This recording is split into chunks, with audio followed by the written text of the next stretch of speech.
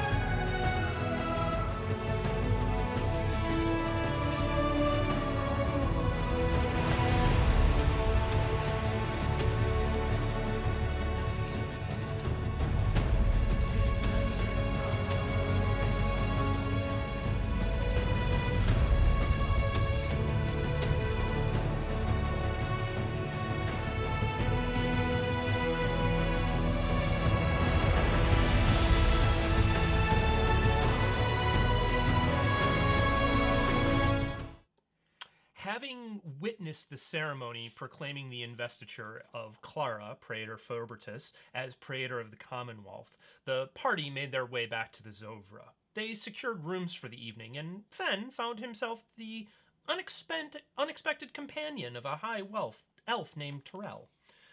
Waking from a long rest, the party set off to rescue Asterton, the 14-year-old son of Master Kholdrees. Their plan was cunning. An invisible Fenn would attempt to enter the basement while Maple and Rhys distracted the silversmith, Siamak. Ahzyris would pose as a customer to aid in Fenn's attempt at covert entry, while Cloud kept a watchful lookout. The plan began well. Fenn was able to use stealth and the distraction of his comrades to sneak into the basement level, where he found Astron in a locked cell guarded by 3 Duergar.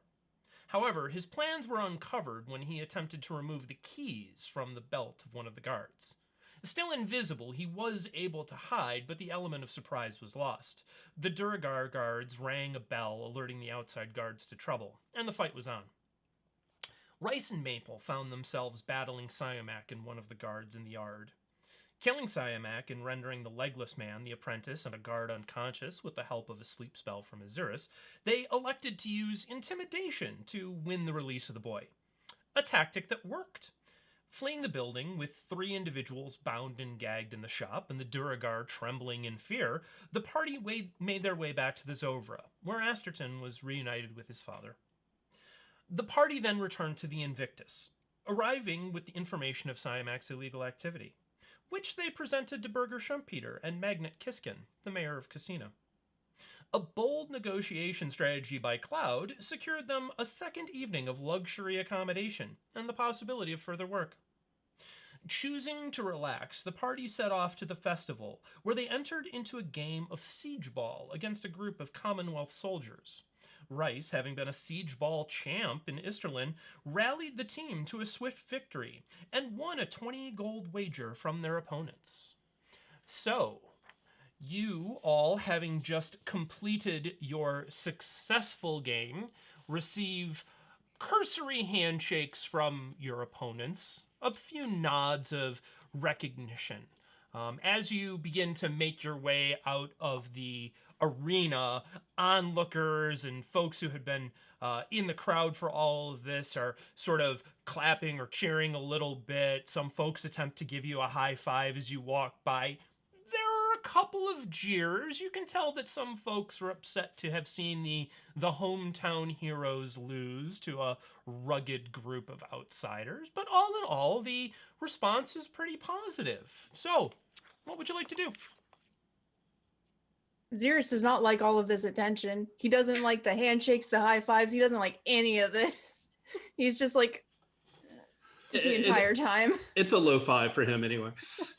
Is he still recovering from like the good job, bud, from Rhys? Oh yeah, he has a bruise on his arm. Like absolutely. It's already showing. I mean, you can't see it. He wears too much clothes, but absolutely. Ahzyris, this is how you demand respect in these parts. You beat them at their own game. He just like tilts his head and strokes his chin, just is like, this is such an interesting way. It was so different back home. Cloud is... Oh, sorry, go ahead. It's okay. He just said, I don't like it. Cloud has wandered ahead to get beer number 4 or 5 or whatever number they're on. And as they do, I guess maybe they notice some of the arm wrestling and like, look, Maple, there's arm wrestling. So, Maple, you looking over at Cloud's sort of pointing in this direction, you sort of have to follow the paw a little bit because it's not exactly laser locked on target, but it's pretty close. So you see there is a red skin sort of wiry tiefling who's rallying people around, test your strength, gathering people around.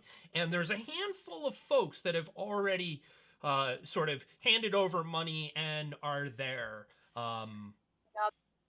Tiefling that we met. Totally different tiefling. Okay. Oh.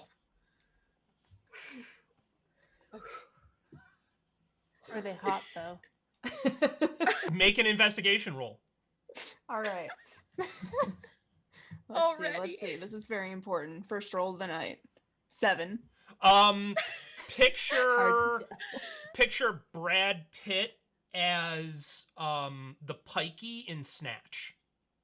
You're speaking a foreign language to me, so I'll just say Ahzyris doesn't see. Yes. Yes. Oh wow. Yes. Okay, well, where in relation is this contest to Cloud? Like, would Maple have to, like, walk past Cloud to get to it? Well, I mean, you're all sort of in a group together, so, I mean, Cloud's just sort of gesturing in a direction, and you can walk over that way to join in the festivities, or include any of your friends, should you care to. Yeah, Okay, I'm just wondering if you want to arm wrestle people. Well, I mean, Maple would know now that, like, it costs money to do it, just based off of what you said, or is that just for betting? I think This would cost money. This is definitely, it is a contest as opposed to a Siege Ball is more of a kind of ad hoc, have some fun. It's an event anybody can participate in, but there's a lot of wagering that goes on with it. The arm wrestling is a contest. Come on, Maple, I'll pay. Oh, bud, thanks so much. I was just about to ask you for some money, but if you're already on your way over there, then I'd love to accompany you. I think I really have a good shot at this one. Test your strength. Come on. Okay, how much? Yeah, how much is it, bud? 5 gold. You got to win 3 rounds. Oh, easy peasy there, If bud. you win got 3 it. rounds, you win 40. Whoa, Claude, you hear that, bud? I could pay for your next couple of beers with that much. It's fine. Cloud hands over 5 gold. And if I want to place money on like who I think is going to win, do I do that with you too? So the tiefling looks at you. It wouldn't really be fair for me to bet on the activities as well, but Okay. what's the offer? Oh, I don't know. Bet like 20 golds on my friend Maple. 20. Uh-huh. They're All right. drunk, bud. Oh, okay. I'll take it. They reach All out. right. They reach out to shake your paw. I give him the 20 gold.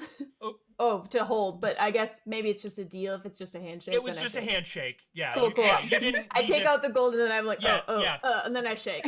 Yeah, we'll have Cloud make a Constitution save in a bit. Oh my god. All right, so Maple, you are sort of waved in. There are a handful of different tables set up. The tiefling points at one of the tables. Why don't you go after him?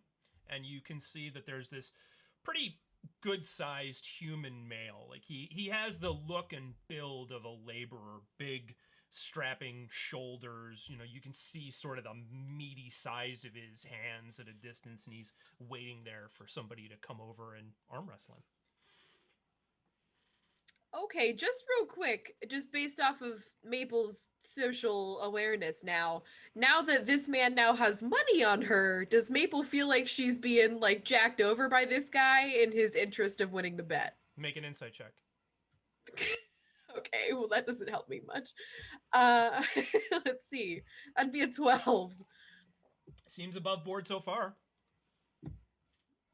Okay, I mean, Cloud's words of acceptance, definitely. She's puffy in the chest right now, so she'll go ahead over. That's All right.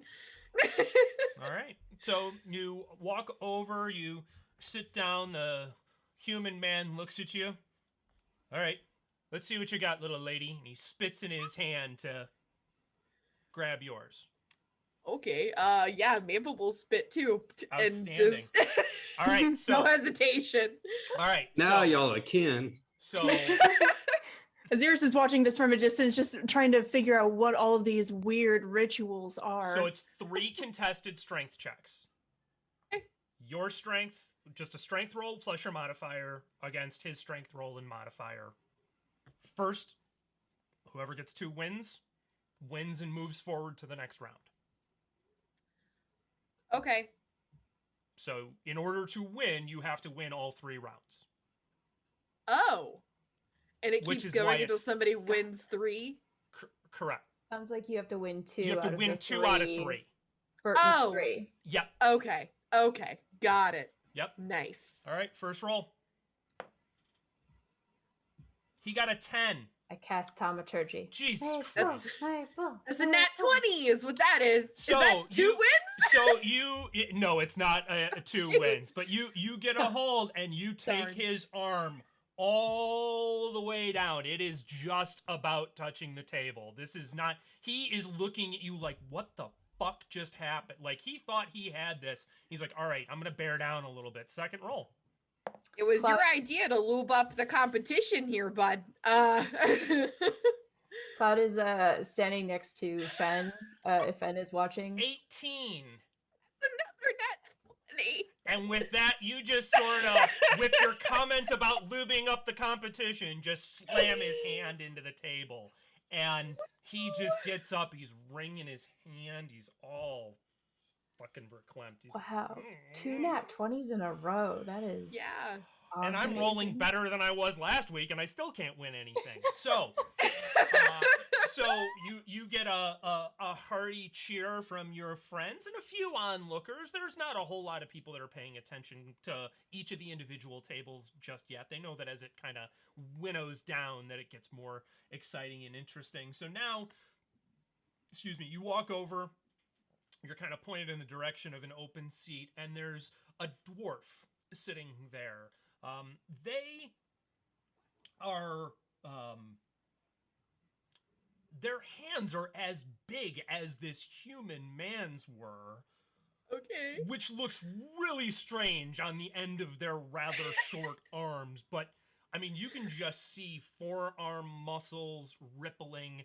Their hair is cut in such a way where they have two very long braids that go down almost to the middle of their back, but all of the side of their head is shaved.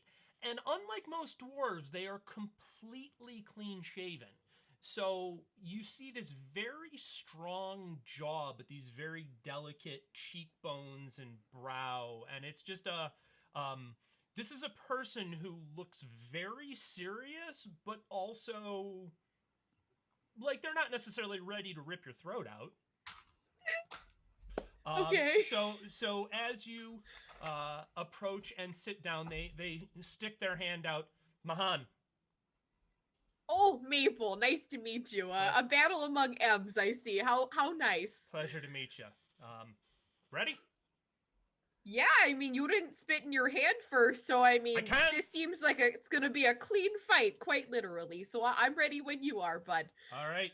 So they put their arm up for you to get a hold of their hand. First roll. Okay. 23. So, Mahan Wow. takes a hold, and you just kind of immediately go, and their arms at a 45-degree angle at the table. They're looking at their arm. They're looking at you. They're going, this is not looking great for me. Second roll.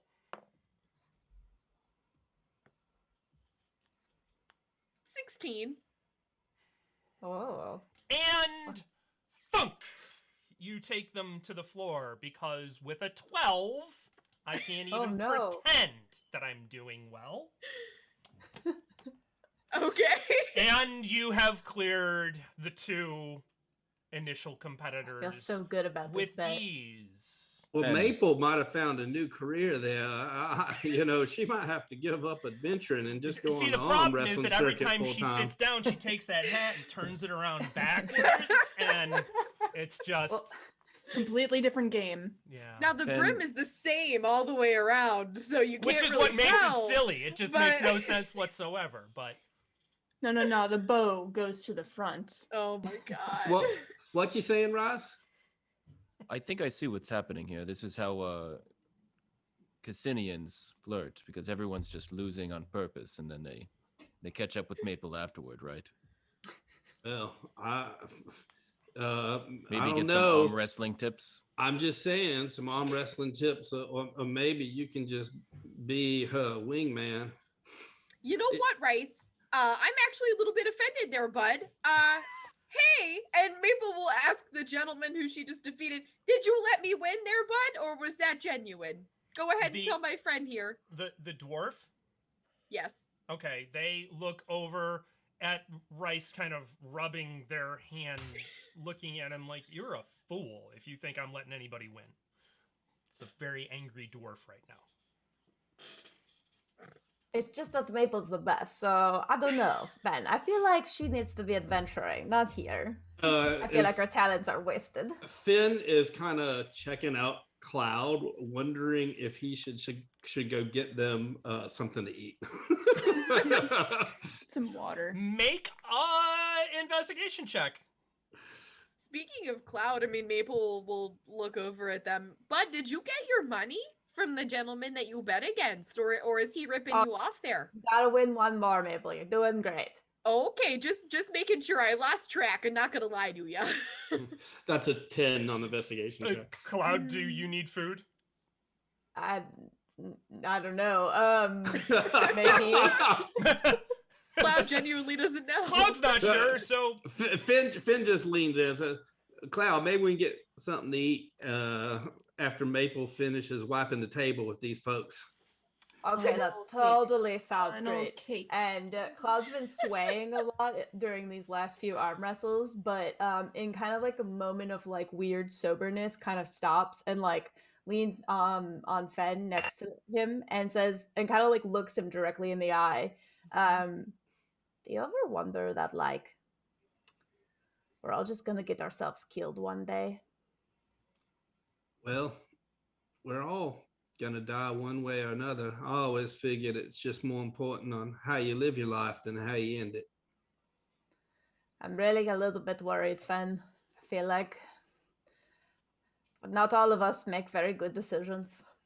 And they'll just kind of like stare off into the distance.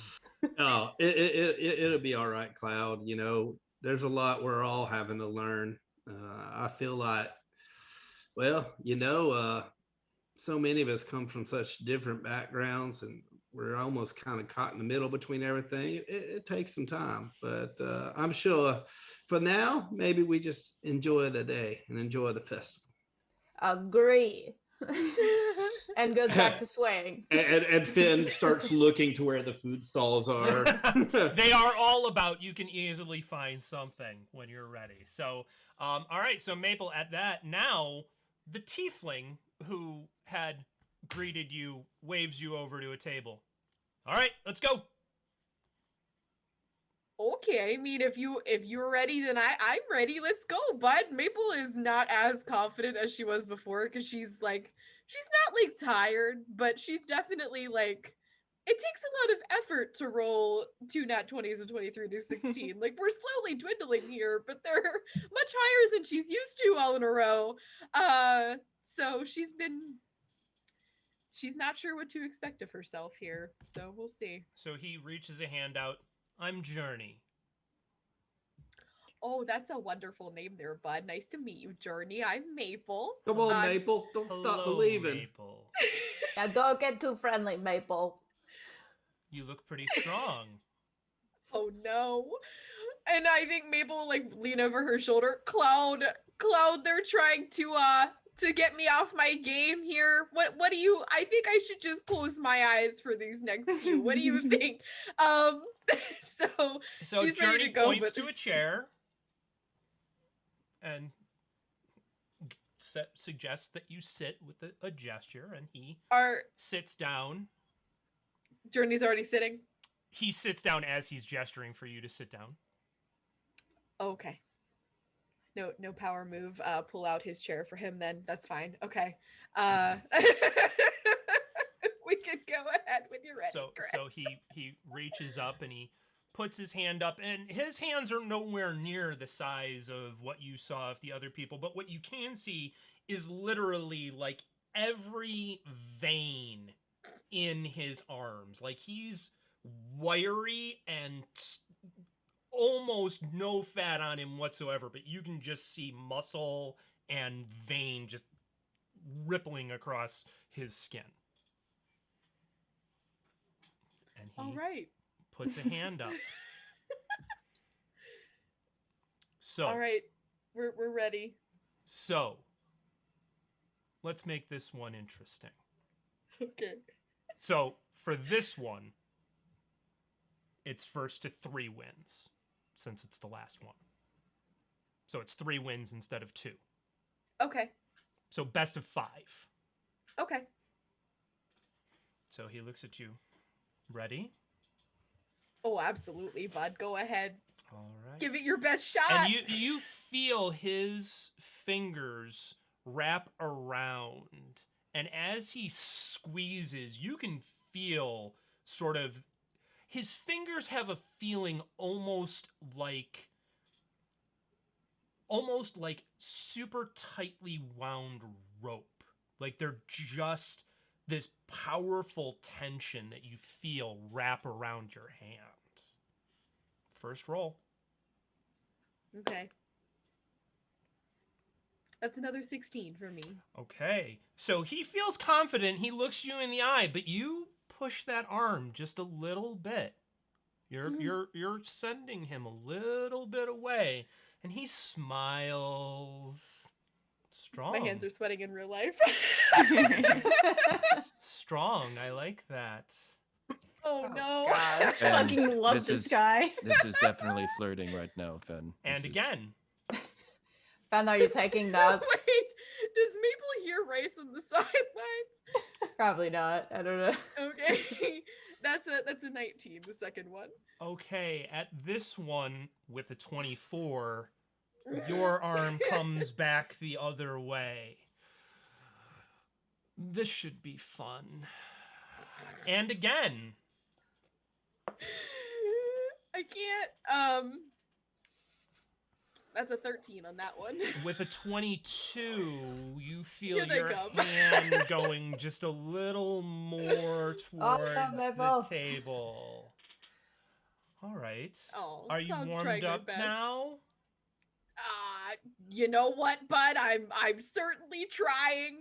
But my friends are doing a mixture of heckling and cheering, so I'm not sure which one to listen to. Just to be honest with you. Always listen to the cheering. The hecklers mean nothing. Do you hear that, Rhys? I hope you're happy right now, bud. Another roll. Okay. That one's only a 14. Yep, they're Well, here. That's fine because he only rolled a 13. So at Okay. that he comes Hey. back over. Your energy comes back and it's pushing him back down. And now it feels like this is a dance. This has that. Okay, this is a real competition feel to it. Come on, Maple. You're just a small town girl. Living in a Living lonely in a lonely world. Don't stop believing.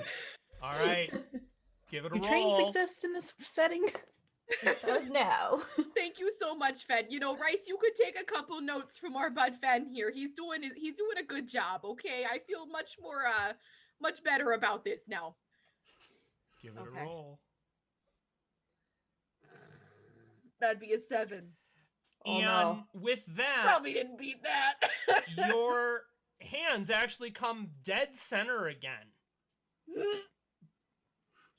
And he is staring right in your eye. Like you can see the veins beginning to bulge and a little bit of a vein poking out of his eyebrow. One Does he last one, tie? because I don't know how the fuck we tied, but one last Yes. one.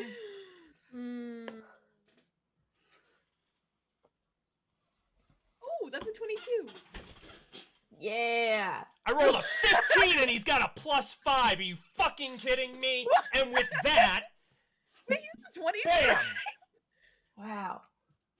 His hand goes to the ground and he just sits back and he smiles. I wish Well. I'd made signs. Well played. Don't listen to the haters. And let's get you your gold. And he walks. Oh, I mean, are you gonna go with me, bud? Did you have anybody betting on you by chance? He leans in.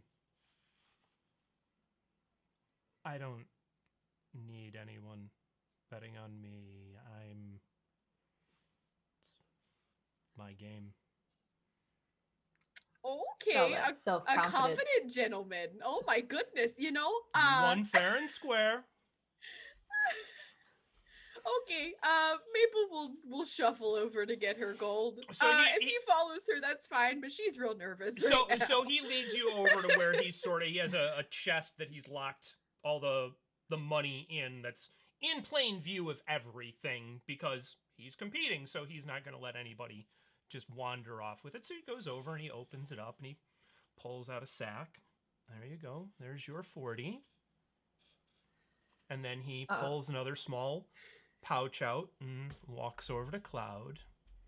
And for you, Wow, thank you so much. our side Before bet. he shows up, Cloud has just been using like Fenn for stability slightly while telling anyone around them that like Maple is their friend and like how cool is Maple. So go ahead. If when all of this silliness is over, you care to get a drink, and he looks sort of at all of you, there's a bar, the Red Lion. I'll be there later tonight. Stop by. Looking just like at him, like does he look like an adventurer or something? Or wealthy? Make an or- investigation check. Wouldn't that be funny if it was an Investigation. adventurer named Journey? That would be. That is a 6. He actually, Cloud, for you, it looks like there's two of him, so you're not sure which one to focus on. That's fair. We'll see you both there. He nods. Maple is writing in her notebook, Red Lion, cute tiefling. Okay, so that's All right. So as this, Rhys, you're looking intently. Did you have a question? He's waiting. No, he's waiting for the tiefling to walk away. Okay. He sort of gives you all a wave and heads over to start recruiting more people for this competition. Just so you know, Fenn, not that I think it's going to be relevant, but if a drow woman ever talks to you like that, she's trying to poison you. So just keep that in mind right up here. Yeah, that's good to know. I feel like I've probably already come out on top already, so I might have to take a break and testing my odds now. I don't think Fenn is a top. I'm gonna be honest.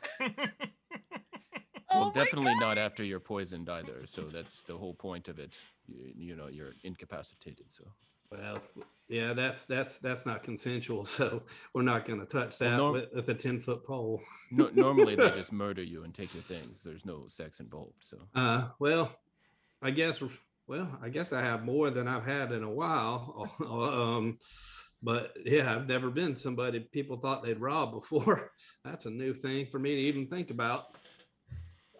You know what, Rhys? As a professional wingman, like you have definitely made yourself out to be, I would consider arm wrestling like speed dating with muscles. So if you want to give it a shot, I'd love to see if your arms can do as much work as your mouth can on a daily basis. And then she'll just kind of like smirk at him, and she'll take 5 of the gold that are in the pouch that she was given. I'll pay your way if you're willing to give it a shot. You want to arm wrestle me? Wait, bud, that's an option. I'll do that for free. And she'll put is there a free table? There are plenty of tables for this. How big of a table do you want? I can describe whatever kind of a table you want for this moment. So The biggest, most elegant table there. oddly enough, that there cameras is a existed. dining table that is right next to where you are standing. It's beautifully carved. There are griffins etched into it. It's lovely. It would be the perfect place for an arm wrestling match between the two of you. Okay, well, Mabel will pull out a chair for Rhys, and then pull out a chair for herself and sit down. I'm so here for this. Ahzyris, you want to arm wrestle too? And then Fenn just starts laughing. And it's just like Ahzyris is just like, I'm just joshing you. Best of 3 strength rolls. Rhys pulls off his gloves and then rolls up his sleeve. And you can see the tattoo on the back of his hand. Ooh, What's the but I tattoo didn't know of? You've had tattoos. Yes. It's a child's story I was told once. Is it a particularly good one? I wouldn't just tattoo myself with just anything. Yes. I used to believe it, I suppose. Okay, well then you'll have to tell us sometime. If it was good enough for you to put it on your person, then I think it's good enough for the rest of us to hear. But in the meantime, and she's like really patiently waiting. She gives the amulet that you gave her, Rhys, a little smooch for good luck. And then she'll put her hand back up. Rhys just kind of looks at her like, why are you doing that? All right, it's Ears McGee versus Butters, y'all. Let's see what's happening. All Ahzyris, who do you think's gonna win? definitely Maple. I think so too. Rhys 14. 12 for Maple. So, Maple, you not expecting Rhys to be quite as strong as he is, because he is significantly shorter than you are. You sort of underestimate him a little bit, but that drow constitution comes through, and as he gets a hold, your arm kind of takes a quick bend towards the table. Give me another roll. This is thrilling.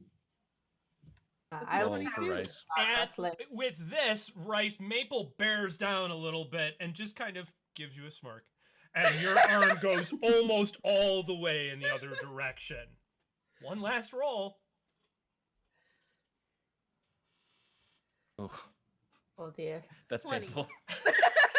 So Rhys got an 8. Rhys, your hand hits the table. I will let you decide whether or not you take 1d4 damage for that one. But Sure. yeah, it stings. Your knuckles hurt. You have been bested by Maple. Well, that was fun. Oh, I agree, bud. You know, that's been a long time coming for us, I think. All that pent up energy, all that frustration. Oh, from you, bud? Because I don't know about you, but I'm pretty happy all the time. You know, I have good people around me. I'm detecting a little bit of tension there, Maple. Oh, well, bud, weren't you the one who said that arm wrestling? I mean, maybe did you let me win because you were flirting? Because I believe those were words right out of your own mouth there, bud. So you did. tell me. I did, actually. That was a question I realized I did not really want answered. Okay, so Maple will awkwardly get up and act like she has something better to do. So she'll probably hold up Cloud for a bit now, All right, give Fenn's so- shoulder a break. So as you sort of survey the scene around you, there are a handful of different things going on. There are a handful of food vendors. There are people selling trinkets and wares. There's no, fancy shopkeeps or anything like that. But there's carnival type stuff. There are other games going on as well. You can see off on one side of the square, there are a bunch of large targets set up, and there are people that are throwing hatchets. Towards another area, there are these lines of people waiting to play some sort of game, and there's a human man over there who just keeps calling out, "Pay your pence, win a pound! Pay your pence, win a pound! Give the ball a toss and win a prize!" And all of this is happening. And then there are a handful of drinking tents and things like that. Where would you like to head? Ahzyris leans down to Rhys and just says, "At these festivals, are they usually all this physical?" Usually, Ahzyris, I would suppose that most festivals are kind of like this because most people don't get to play games during the day and things like that. That's kind of more an adventurer thing. We have a lot more fun than the average Caesenian, I believe. Fun. I have fun all the time. You're not having fun? Oh, with you all the time. Wonderful. Are That's there why any, we're like, still together. Go ahead. are there Maple. any puzzle games anywhere where, like, people are like sitting at like card games or anything that Maple would think that Ahzyris would like excel at? You can, if you take a look around, there are a handful of group games that are going on. You can certainly peruse if you want, if any of them seem to be something that you want to try and figure out from a distance or ask about. Cloud has wandered to the nearest meat roasting stand, Easily which is done. not far away. Not Say anything. Just not at all. So Okay. you walk over to a meat roasting stand. You acquire yourself a hunk of something. What would you like to acquire? I don't even know what it is. I just point. Okay, very good. So something that is smoky, relatively crisp, and tastes of flesh is handed to you.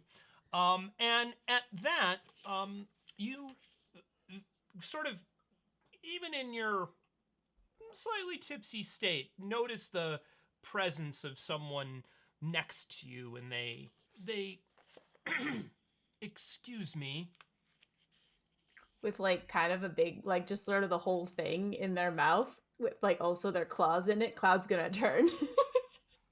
You see a well-dressed human man. He's clean. His when I say well-dressed, he is wearing well put together clothes, but they're not fancy by any stretch of the imagination. He's woolen breeches, kind of a very plain, almost engineer style boot, coarse linen shirt with a sort of a soft leather vest atop it. He takes a flat cap off and looks to you. I saw you all in the siege ball. Well played. Might I ask, are you adventurers? We are, actually. I have a spot of bother. My farm has been overrun by, and he sort of shudders, vicious monstrosities, and I could use some help in having them removed. Is this the kind of work that you do? Oh my gosh, and Cloud's like started to eat again and has to like pull the meat out of their mouth. Yes, we can totally do that. You should talk to Fenn. He's responsible.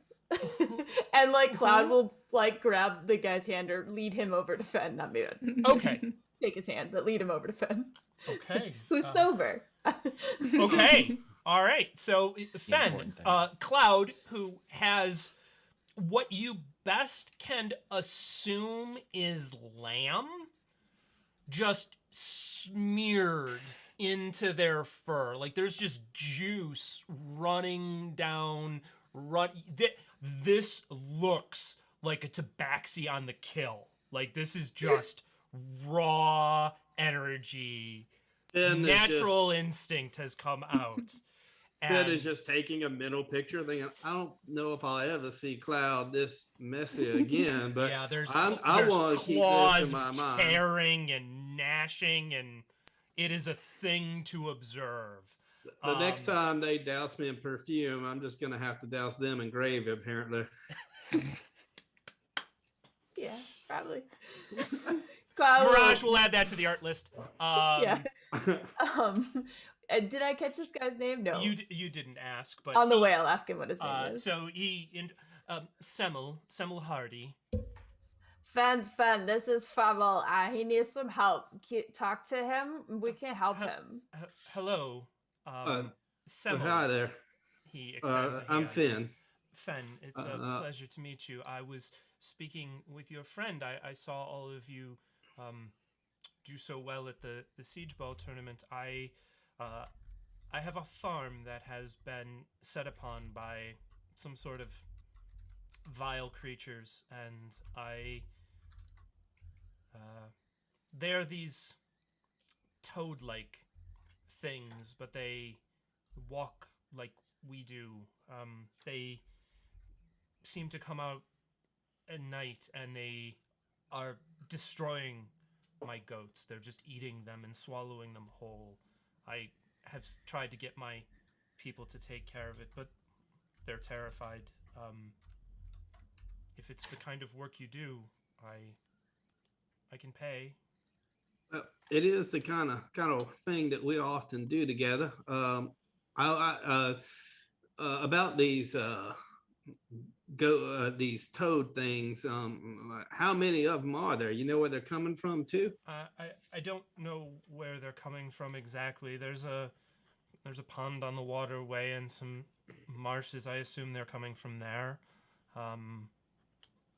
I've seen 3 at one time. I don't know if there are more. And are you aware of anything that's happened at the pond or the marshes that maybe recently that's disturbed these toadies? Froggies? He thinks for a minute. I can't think of anything. There's been nothing uncommon that's occurred. We've just been, the spring foaling. I don't know what it is with lambs. Is recently happened, so there are many babies there, and I guess they're easy to catch.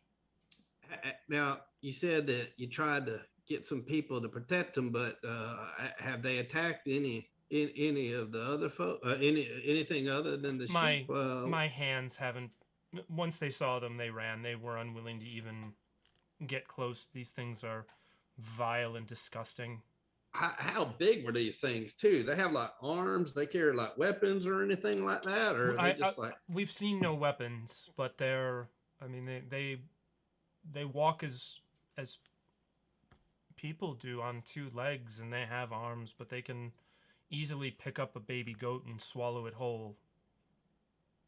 Well, I mean, me too when I'm hungry, but does Ahzyris recognize the description of these?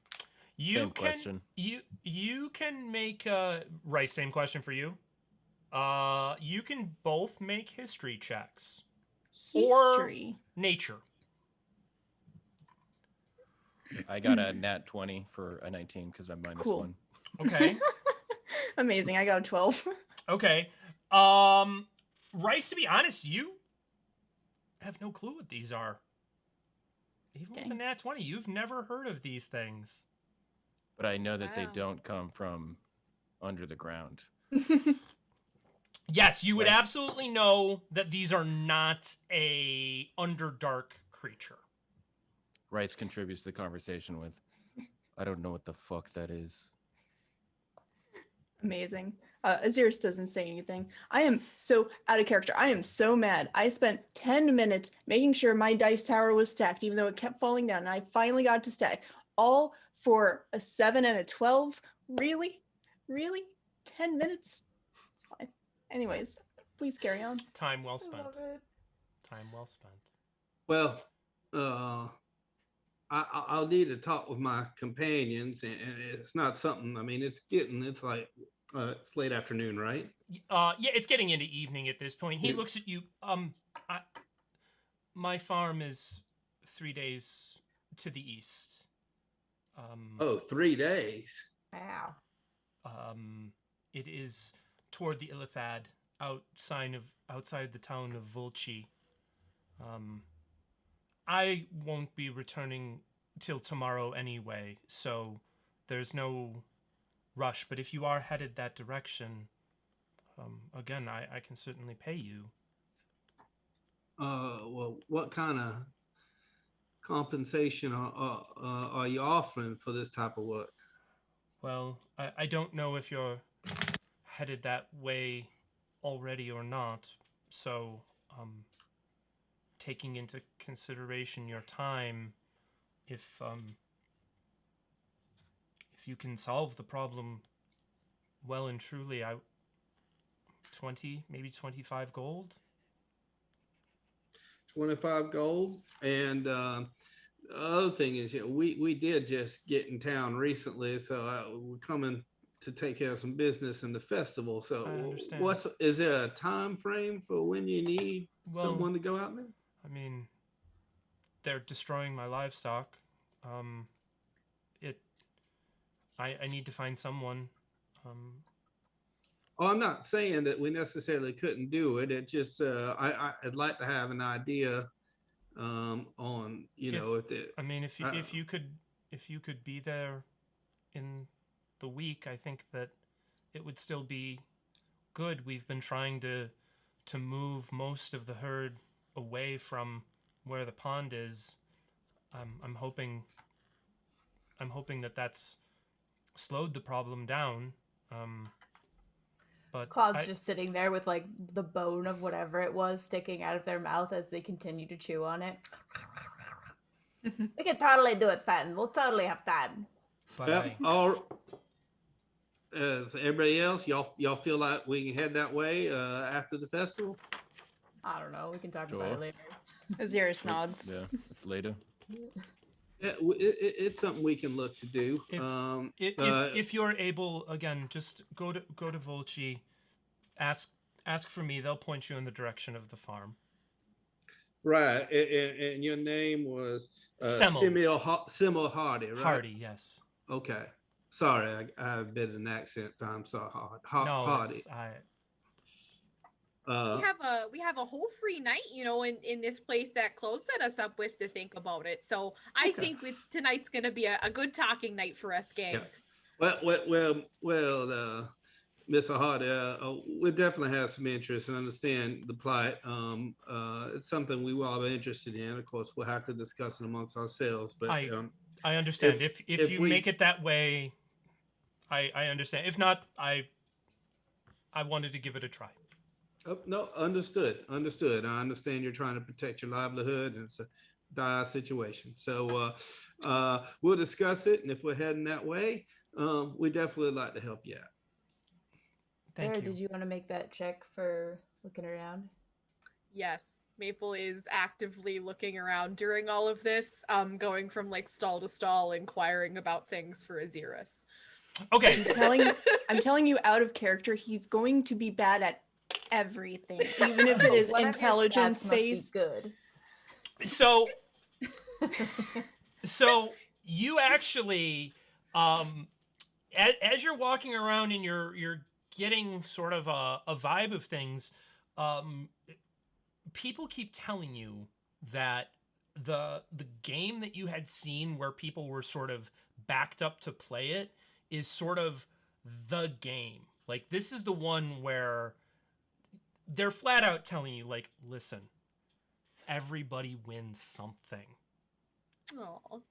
You know, everybody from the littlest kid to the oldest person goes up and plays, and they're very honest with you. They're like, everybody can win something. Most people don't win much, but It's everybody not a can win goldfish, something. is it? And what they describe to you Yeah. is a game where there are 6 buckets lined up, and you have to stand with your toes on a stone, and you're given a ball, and you have to underhand the ball into the buckets. For someone who is of normal human height, they can basically drop the ball in the first bucket. Ahzyris could very likely drop the ball in the first 2 buckets. And then it's just a matter of tossing. And they tell you that, like, hey, you know, on the low end, the prizes, I mean, maybe a little dowel. On the high end, they got some nice stuff, and you get to pick. You can pick what you want. Okay, you know, thank you so much for the information. I definitely have some chatting to do with my bud over there, but we'll be getting in line shortly. I have a strong feeling. And Maple will go over to Ahzyris, conveniently leaving out that everyone wins something and definitely playing it up.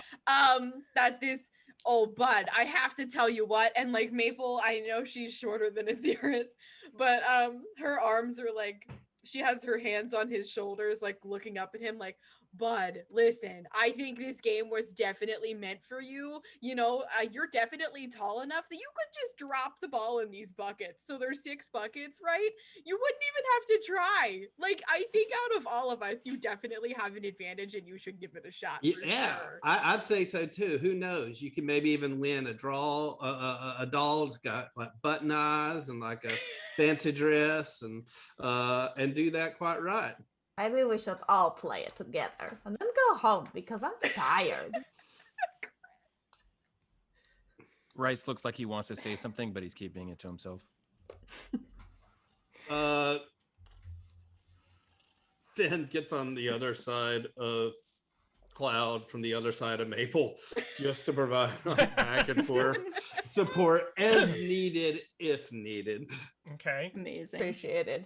So, are you going to walk over and play the grand prize game?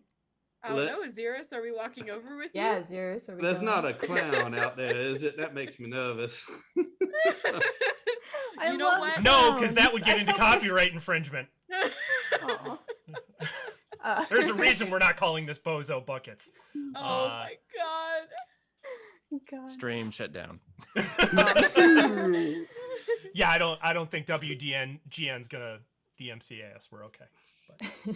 Ahzyris looks uncertain, but if at the suggestion of everybody doing it, he's just going to be like, I suppose if you all are going to. He just has. This whole thing is completely foreign to him. So he is a you fish out of start water here. Start shepherding Ahzyris in the direction of the game, and as the group of you are walking up, I mean, like, people are now starting to kind of part the way. You know, they've seen you all wandering around a little bit, and there's not a lot of adventuring types in Caesena right now. You've probably seen 2 other groups about your size of people, but not many more than that. This is not a town where people are normally coming looking for your kind of work. You are you stand out, and people are taking notice of you and being very respectful, like, okay, let's not get in their way. Amazing. You're telling me we stand out with the height of Ahzyris and the width of Maple's hat? Like, how is that even possible? I know it seems odd, but here we are. So as you kind of wend your way through and people are kind of getting out of your way, and frankly, a couple of people see Rhys and kind of take a step back, but they don't say anything. As you approach, there's just 3 or 4 of these bucket lines set out, and there's people playing and tossing balls, and again, human man standing there. He's kind of being a barker, pay a pence, win a pound, pay a pence, win a pound. Everybody wins. Come on, toss a ball. Who wants to play? A pence? Is that like a copper or a silver? It's a silver in this case. Well, I'll go ahead and give it. Ahzyris, tell you what, I'll go first so you can see how this works. So maybe that'll help you. Fearless Fenn. Okay. Well, Fenn. some people say foolish, but some people say that's the same thing, one way or the other. Fearless. I personally say friendly, bud. Fenn, how tall are you? 5'9", I believe. Okay. I would never call you friendly, Fenn. That's a useless trait. All right. I So disagree. I also disagree. So he puts out his hand for the silver. And Fenn provides 1 silver. Let me subtract that from my money pile. He pulls out a very well polished wooden ball and hands it to you. All right, here's the deal. Put your toes on the stone. You don't go forward to the stone. If you get it in the bucket, you pick a prize. You get to go again. Second you miss the bucket, you're done. That's it. All right? All right. And are these dex checks? So it's going to be a dex check. You can add your dex modifier, and then Oh. you tell me what you get. I will tell you whether it lands in the bucket or not. Okay. And this is Let's 1 be- silver until we start missing? Yes. Wow. Okay. So how far away is the first bucket? The first Or do bucket I you can just roll? almost you could literally just kind of stand over it and drop it in the bucket. Okay, so I just make a dex roll. Yeah. Okay. That's a 15. Yeah, the ball falls in the bucket easily. He looks at you like, yeah, Woo! gives you a little clap, like, good for you. Yeah, you're a full-grown adult. Of course you got it in the bucket, Some 3-year-olds people can would get it in the debate bucket. that, but And we'll go from there. He points over to the shelf. All right, your choices. You get the horse, you get the lamb, you get the bear. And what you see are these 3 they're pretty ratty-looking stuffed animals. Like, one of them's a doll with button eyes. This little horse with button eyes. The lamb actually looks like it's probably missing a hindquarter where it was cut off to feed Cloud. The horse. They're pretty ratty looking, but they're gifts for children who aren't going to win anything in most of their lives and die sad. So Literally, Oh. he was selecting the lamb literally to give to Cloud Okay. as a reminder of their first festival, maybe outside their he- homeland. he grabs the lamb and hands it over to you. All right, here you go. He picks the ball up. You can even wipe your face with it if you need to, but okay. I will never. I will treasure it forever. What is Alright. the lamb's name, Cloud? Poofy. Poofy the lamb. So I roll alright. again now? Now you roll again. Yes. Okay, that's a 15. Okay, so your ball, once again, you can almost drop it in this one, so you kind of give just a little bit of a toss. It drops right in. Nicely done, nicely done. Again, these are the buckets where the full-grown adults pretty much always get them. He looks at you and goes, all right, now, second shelf. And these are rather coarse wooden carvings. There's what's attempting to be a replica of a dragon. You can tell that they're trying to make it a dragon. It's not great, but it's not terrible. There's another carving of a Commonwealth soldier standing there with a spear. And then there is a carving of a nude female tiefling that is really exquisitely done. Not necessarily Fenn accurate, but it's pretty well. Fenn selects that one and then gives it to Maple. Okay. Here's another prize for you, Maple. Well, you know what? I've never even attempted to whittle something this accurate, but you know, this is really eye-opening for me. And Maple's like, she's examining it, like, well, I don't Maple's look inspired. like that. Like, It's very nice, Maple. mm. All right, here you go. Hands you the ball. Points to the third Oh. bucket. Okay, let's see. 13. All right. So with this, as you go, you sort of feel like, wait a minute. This seemed like it ought to be super easy, but now I'm actually wondering whether or not this bucket is exactly where I think it is. Like it, because you all like the ball catches the rim and falls in, but for a half a second you were like, what the? Uh-oh. He looks at you and goes, all right, and gestures across. And your options here are a silver raven pin, a brass sphere, and a leather pouch. And he says, you take your chance on what's in the pouch.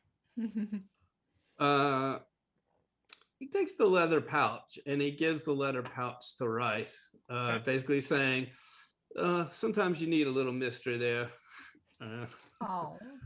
Okay. Rhys, do you want to look at the Sometime- pouch or do you want to wait? Sometimes there are things that come from hidden places that have surprises in them. Is that a euphemism for me? Oh, oh Lord.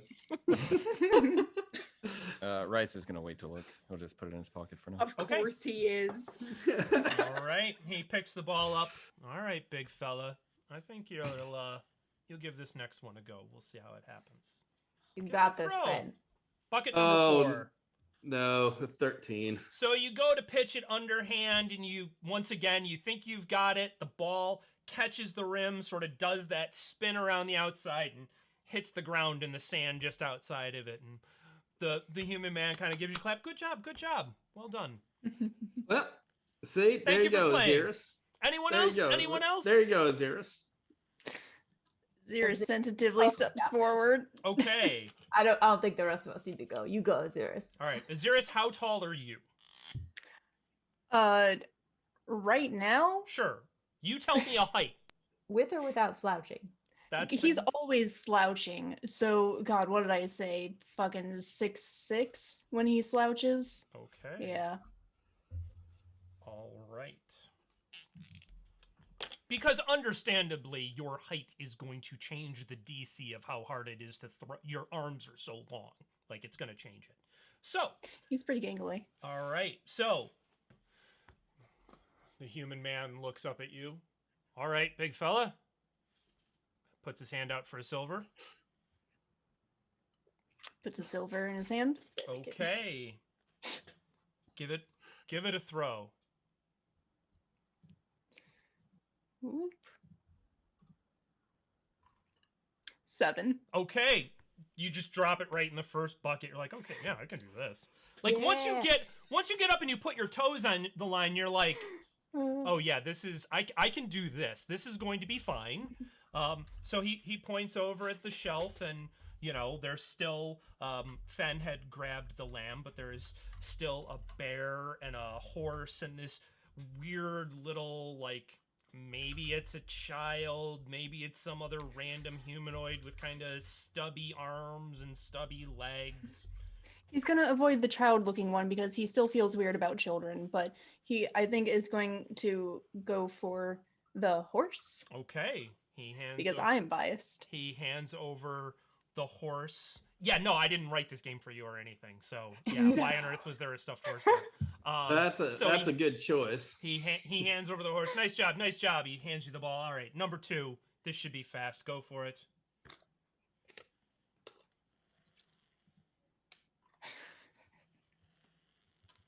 5. Okay, so you pitch the ball, it hits, and you think it's gonna fall off, but it actually does end up dropping in. Oh my gosh, I'm so surprised. And he looks at you. He looks at you like, I don't really know how you almost missed that. Again, these are the 2 buckets that are for the 4-year-olds, but okay. Well, good job keeping it sporting. Over on the shelf, there are still some carvings. There is the Commonwealth soldier. There is a dragon, and now there is this sort of, one of the other folks have come around and start replacing stuff as things are being taken. And there's this carving of a bullet for some strange reason. I'm sorry, I did not actually hear what you said. A bullet. A bullet? Okay. Yeah, you know what? Is it accurate? Make an investigation Or is it check. kind of funny looking? I want the funny looking dragon, but You don't want the doll that representing the creature that killed Rhys? I do. That's why I'm so torn. I got a 10. Man, I am rolling so good today.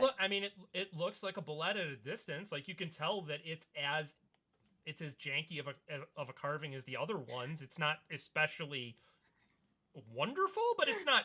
You can tell at a distance it's a bullet, or it's supposed to be. Cool. He kind of like goes, and then goes for the bullet, and then he will just delicately place it in Rhys's hands without a word. Okay. He Wow. picks the ball up and hands it to you. Take a Rattle breath. that. See if it's another one of them pinata thingies. Take a breath. Steady yourself. Try it again. Go for bucket 18 number somehow. 3. All right, so this time you just kind of underhand it. The ball drops, like just perfect arc, boop, right Wow. in. Well done, well Warm. done. So your options are a silver raven pin, a brass sphere, or this weird looking stone that has this, like, it sort of has a gray shiny quality to it. I'll take the shiny stone. Okay, he hands you the shiny stone and hands it over to you. You, Mirage, would recognize this as a piece of hematite. It's, nothing terribly fancy, just a common, ordinary, nice-looking stone. Again, you paid a silver for this game, not 50 gold. Don't expect. Yeah. Hands you the ball. Give it a go. Number 4. And he points to it. 9. And at that, you go to throw it. The ball actually hits the rim of the 3rd bucket and hits the ground. You can't win them all, my friend, but you did well. You won 3. What about any of the rest of you? I've got some good stuff over here. If you can make it to bucket 4, 5, or 6, there's some good things. And he points up at the shelves, and you can see that on the kind of the upper shelves that are the fancy shelves, there's a pretty nice hunting knife. There's a pair of leather bracers. There's what look like some jeweler's tools. Like, there's some nicer stuff as you get up into buckets 5 and 6. That's a good job, Ahzyris. Did as well as I did. Yeah, good job, Ahzyris. He's just looking down at his prizes, just wordlessly, and just steps back to the group. Maple raises her hand. Quick question there, bud. Yeah. Are we allowed to skip buckets? And Maple will give this man the gun show, implying like, I don't need to try the first couple. It's not gonna. I just want to go straight for 6. I'll make you a deal.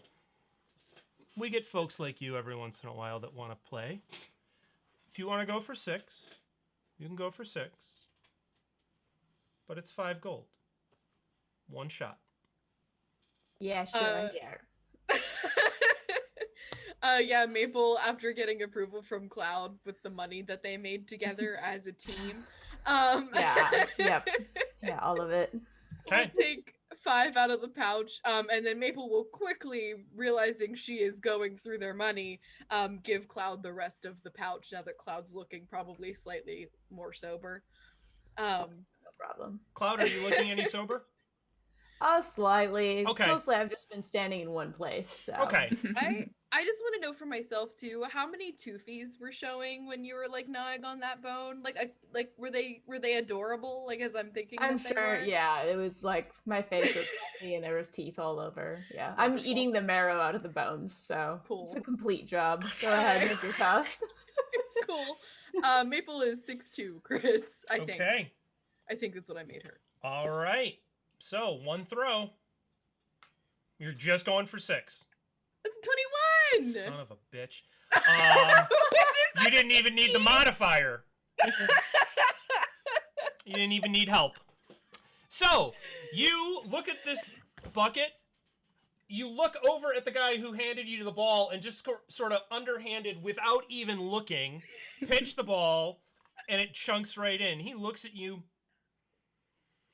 But a deal's a deal. So he goes and he actually gets a tray off the top shelf and he brings it over. All right. Your pick. And in front of you, there is a disguise kit. There is a set of jeweler's tools. There is a set of navigator's tools. Your pick. Maple will look for suggestions from the group. Would she be personally proficient in any of this stuff? I wouldn't think so, but you would be able to learn how to use them. If you kept them, you would be able to learn how to use them and become proficient in them. You would not just automatically be proficient in them, but we can make it work where you could learn how to use them. Okay. I'm not proficient in any of those. I might suggest out of character for spell users, the jeweler's kit might be good if we can grind stuff down. I don't know if that's something we can do, but Rhys is just Make an gonna arcana check. I'll do that. Maple, you remember that time we got lost and some of us were kidnapped and almost killed? Oh, I absolutely do, but it was not a good time. I'm just saying that the navigator's kit might be useful. 12. You know that you would be able to grind gems and stuff with a jeweler's kit. Cool. Ahzyris will mention that, but also I agree with Rhys that the navigator's tool could be useful. Yeah. Your Either. choice. You got this, Maple. Okay, I mean, just basing off of who's been nicer to me lately, Ahzyris, I'm gonna go ahead and let you choose, bud. Oh, pass the buck. Amazing. You want to make the hard decisions. Get the jeweler's kit, Ahzyris. Get the jeweler's kit. Ahzyris laughs a little bit and will point to the jeweler's kit. And he picks it up and hands it over to you, Maple. Here you go. Enjoy it. Maple will make a grand show of this, kind of like drop to one knee in front of Ahzyris and like hold it up, you know, tipping her hat just so. Ahzyris is red. He doesn't know how to respond. He is Ahzyris- absolutely doing this. And he's so tall that his hands can't even reach down there. Maple's like kneeling. Maple's like at his Well, knees. fortunately, Maple's 6'2", so even kneeling, Maple's arms are 5 feet in the air. So, True. so Ahzyris, you can now add a set of jeweler's tools to your inventory, and if He can you bring himself to fucking get them. spend a little bit of time with them, you can learn how to use them and become proficient in them. Wonderful. This was the most fun day. This was the most fun night ever. Yeah, maybe y'all, we should try to head back to the Invictus at least to start. I think Cloud might need to lie down. I know that Tiefling had mentioned the Red Lion Inn. I don't know if one of y'all wanted to go over for that. That's fine. And if y'all do, that's fine. I'm happy to move back with Cloud, see if they need another drink or another hunk of lamb. We'll see.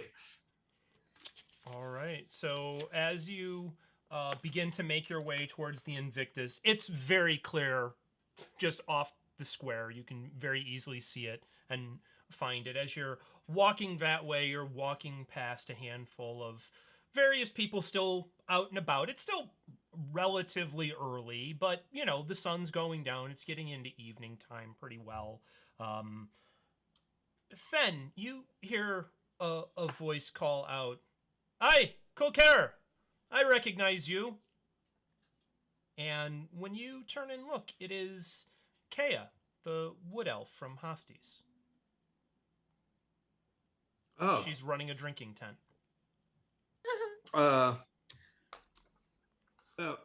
Kaya, right? Hey. Did you have to flee from Hosties too? We Mm. ran into some folks. We got out of there. What are you doing in town? Well, we were kind of the same thing. We were running into some trouble with some undead things up there, and decided that we just needed some new scenery. So we came up here just looking for work and then a festival. Gotcha.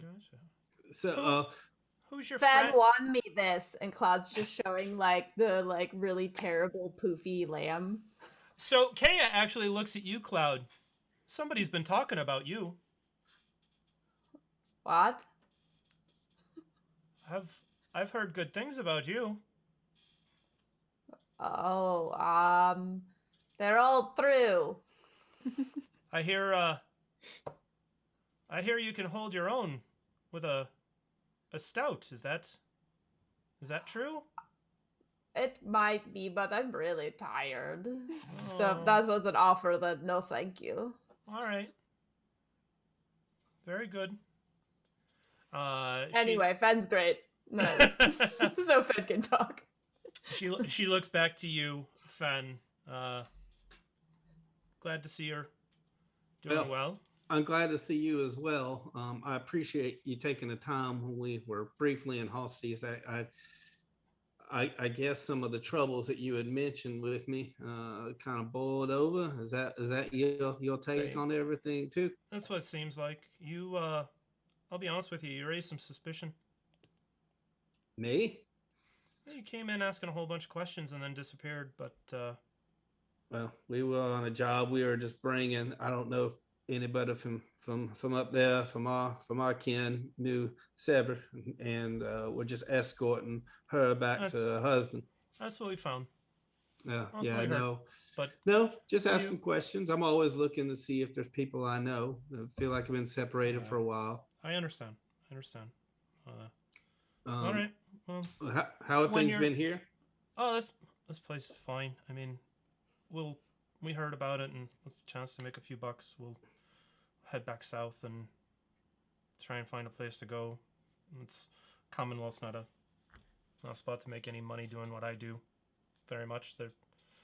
They'll tolerate it for now, but you know, the locals will get tired of us real quick, so we'll head back south. But You mean just selling, having a drinking tent?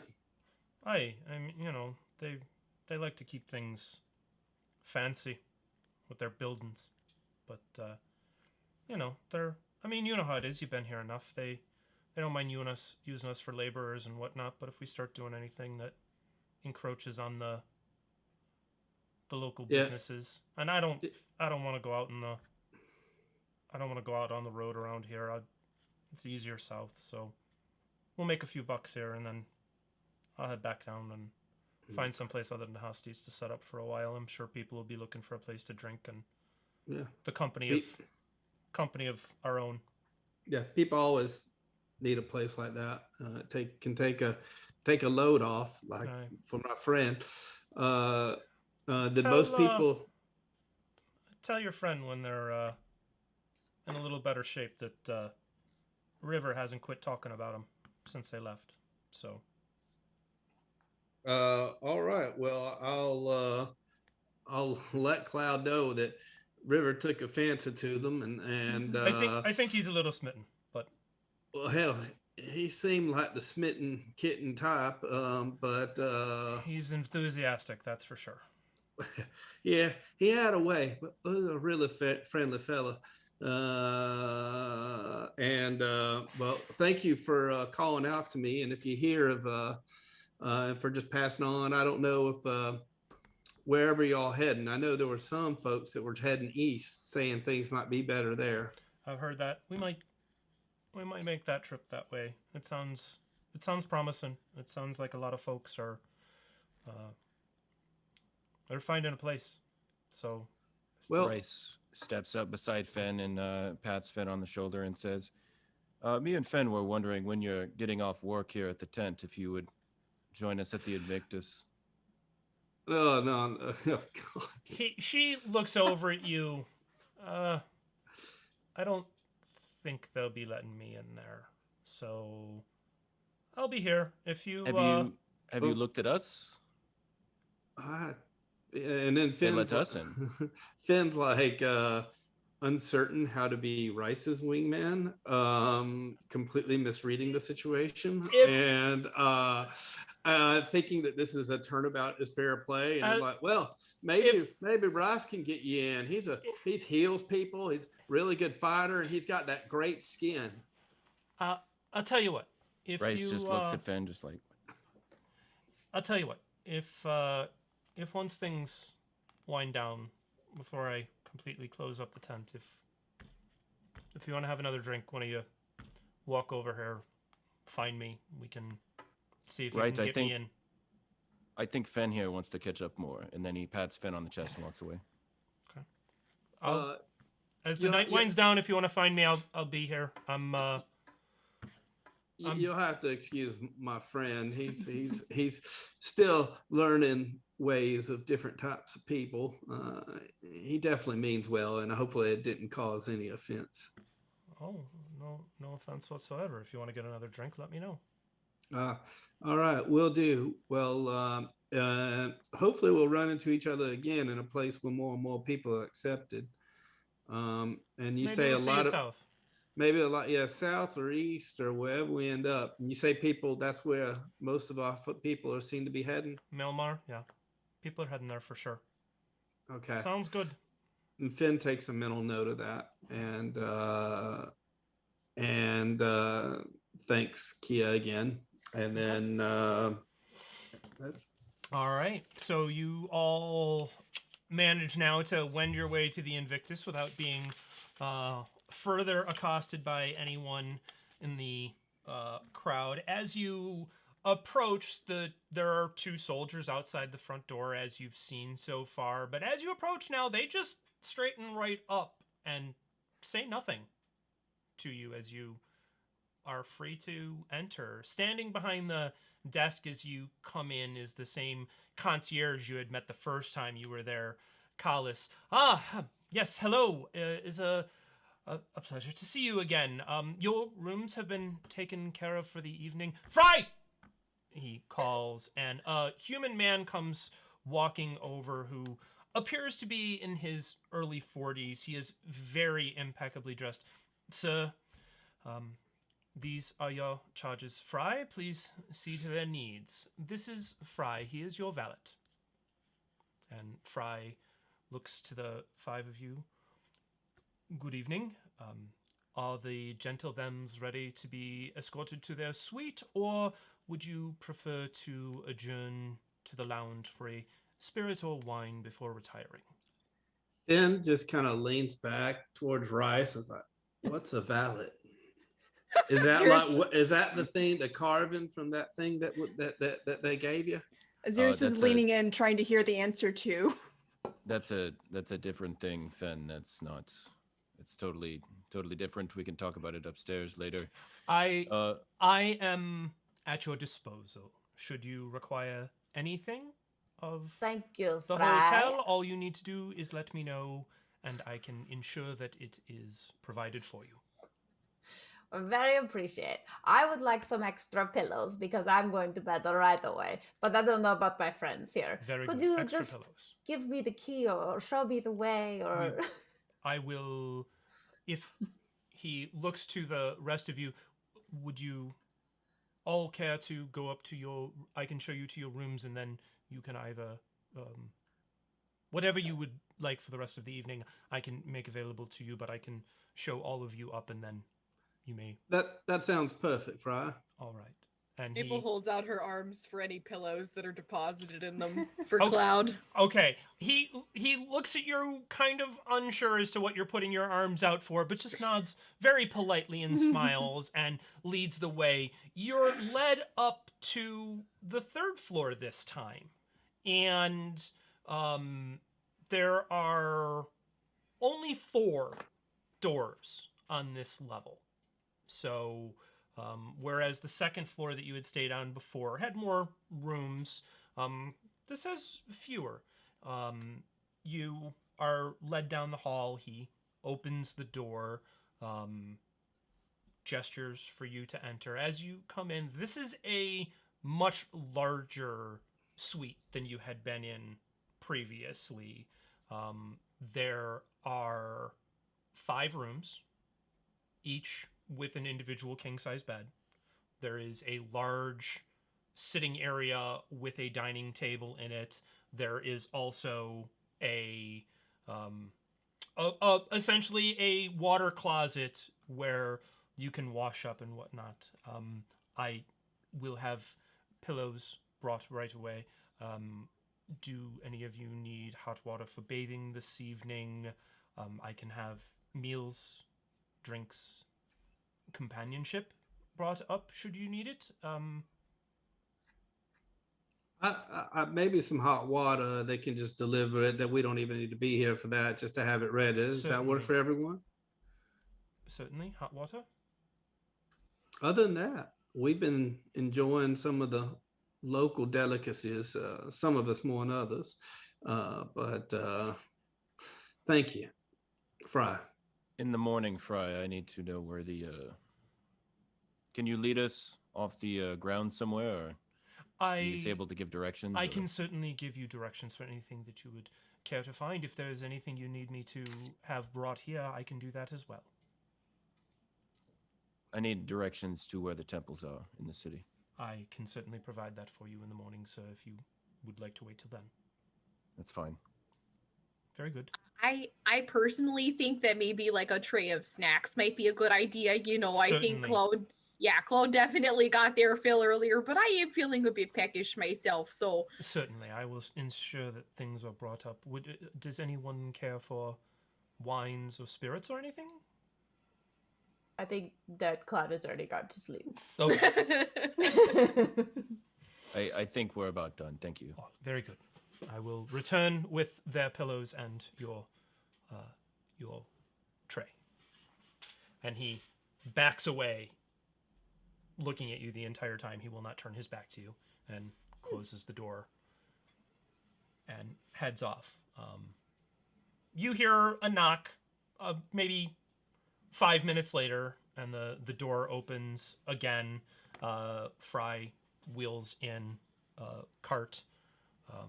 There are pillows on it. There's water. He places 2 large plates of various foodstuffs on the table. There's meats, cheeses, fruit, things like that. He busies himself without bothering any of you.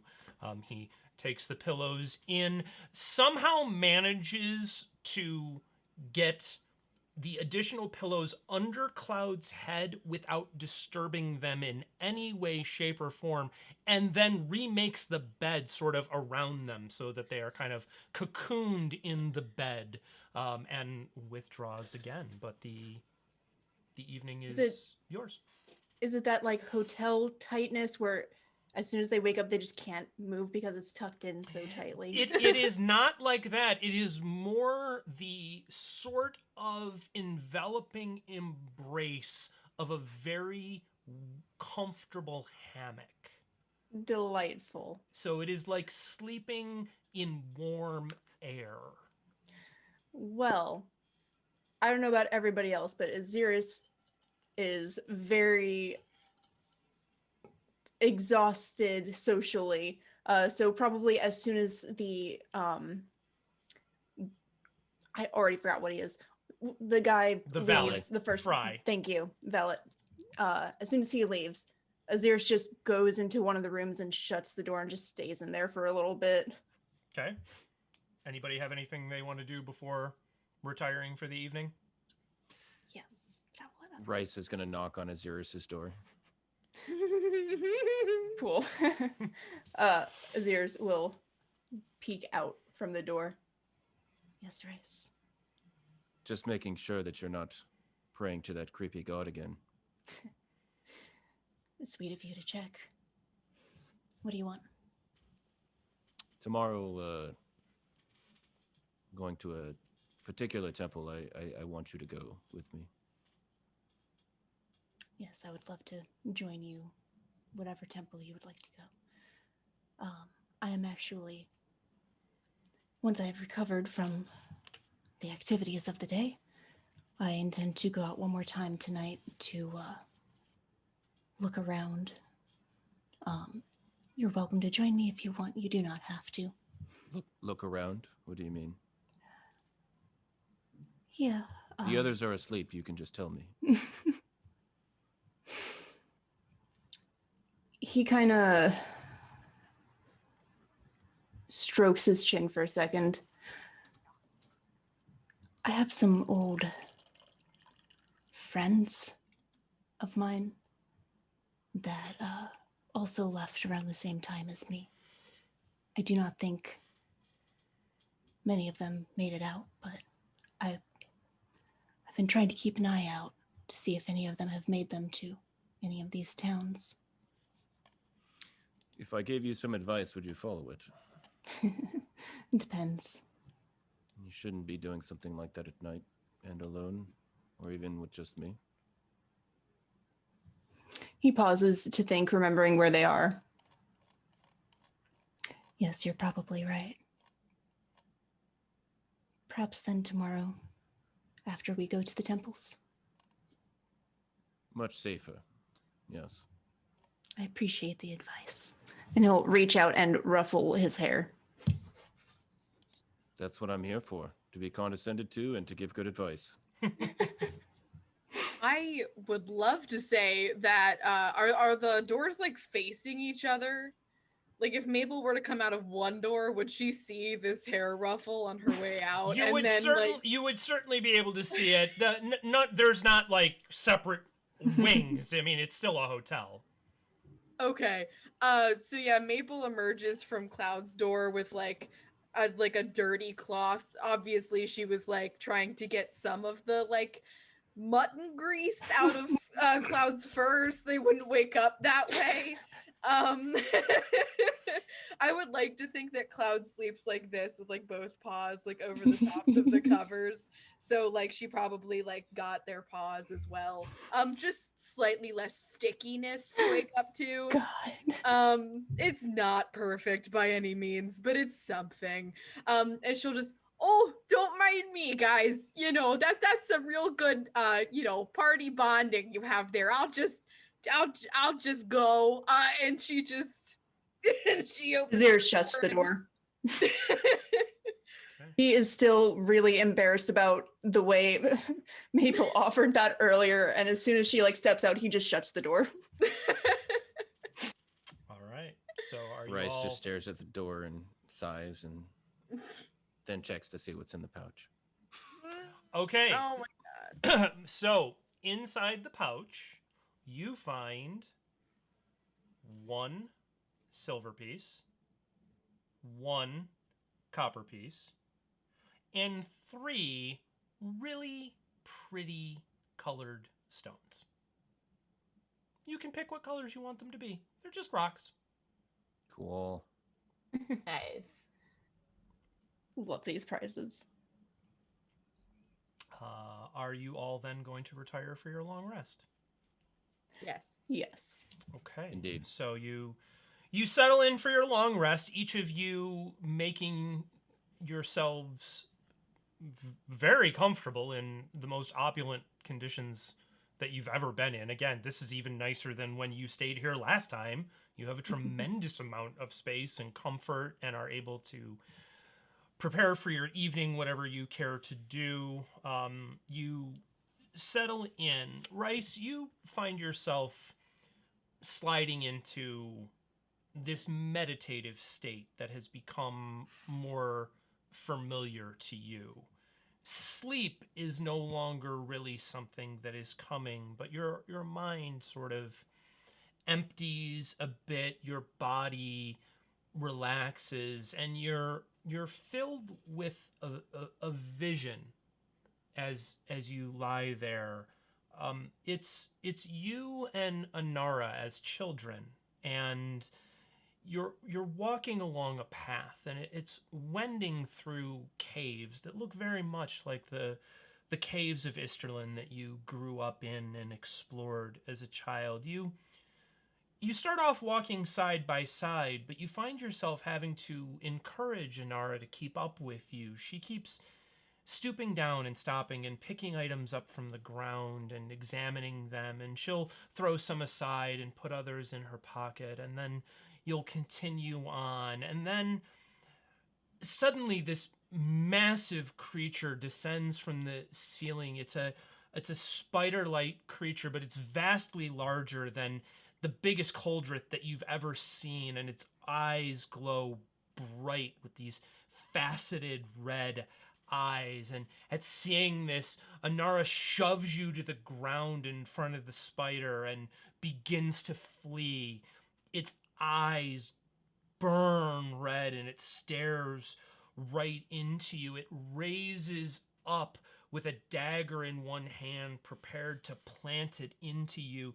And at that, you suddenly feel yourself being drug away, being drugged through the dirt. And you look down to see who is pulling you away, but there's no one there. It's just moonlight that has wrapped itself around your legs, and it's pulling you. It's this very delicate embrace. You don't feel your legs being tugged. You just feel your entire body sliding, and you slide out. You're pulled out of the cave and into the light. And as you reach the outside of the cave, the light of the full moon just sort of washes over your entire body, and you hear this very delicate voice say, "You have your own journey. Go." And at that, we're going to take our break. So, we will see you all in 10 minutes. Visit the necessaries, grab yourself a fresh drink, and we'll see you in a few minutes.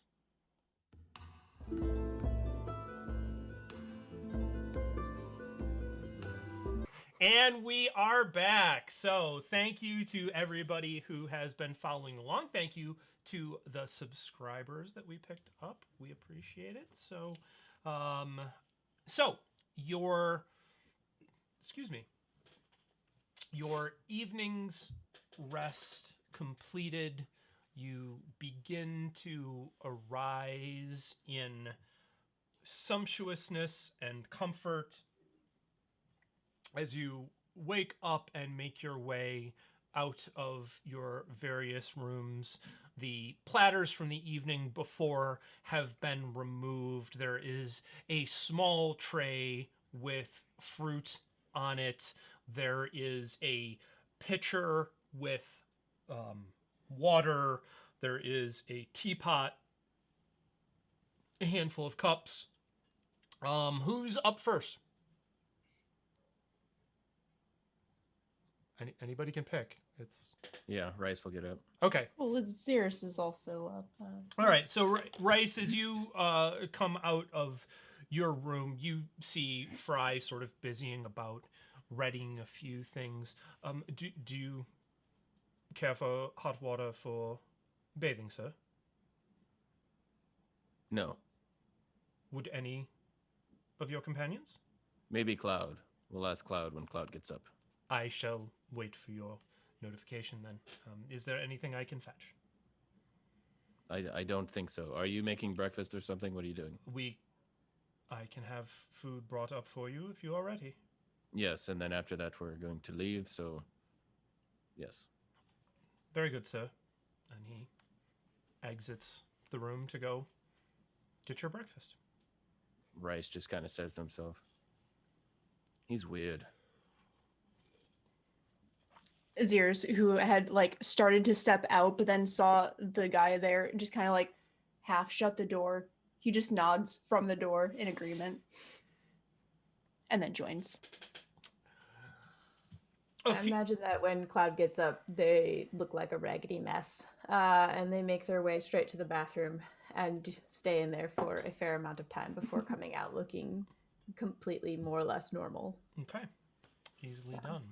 done. So after a few minutes, there is a gentle knock at the door. It opens. There is another tray brought in. Fry brings in and places food on the table before you. There's sausages, there's hard-boiled eggs, there's a handful of other breakfasty type things, some sweetbreads, things like that. Good morning to all. Senior Sergeant Conowin would like a word with you. May I show him in? Fine. Who is this again? Senior Sergeant Carnowin, who was the sergeant who has thus far escorted you in and out of the Burger's suite. Okay. We've met him. Yes, you've seen Okay. the sergeant before several times now. Okay. So Fry gets him, shepherds him in, steps outside, closes the door. Good morning. The Burger has requested an audience with Cloud on the Mountain and another of your party to discuss appointments. Are you available?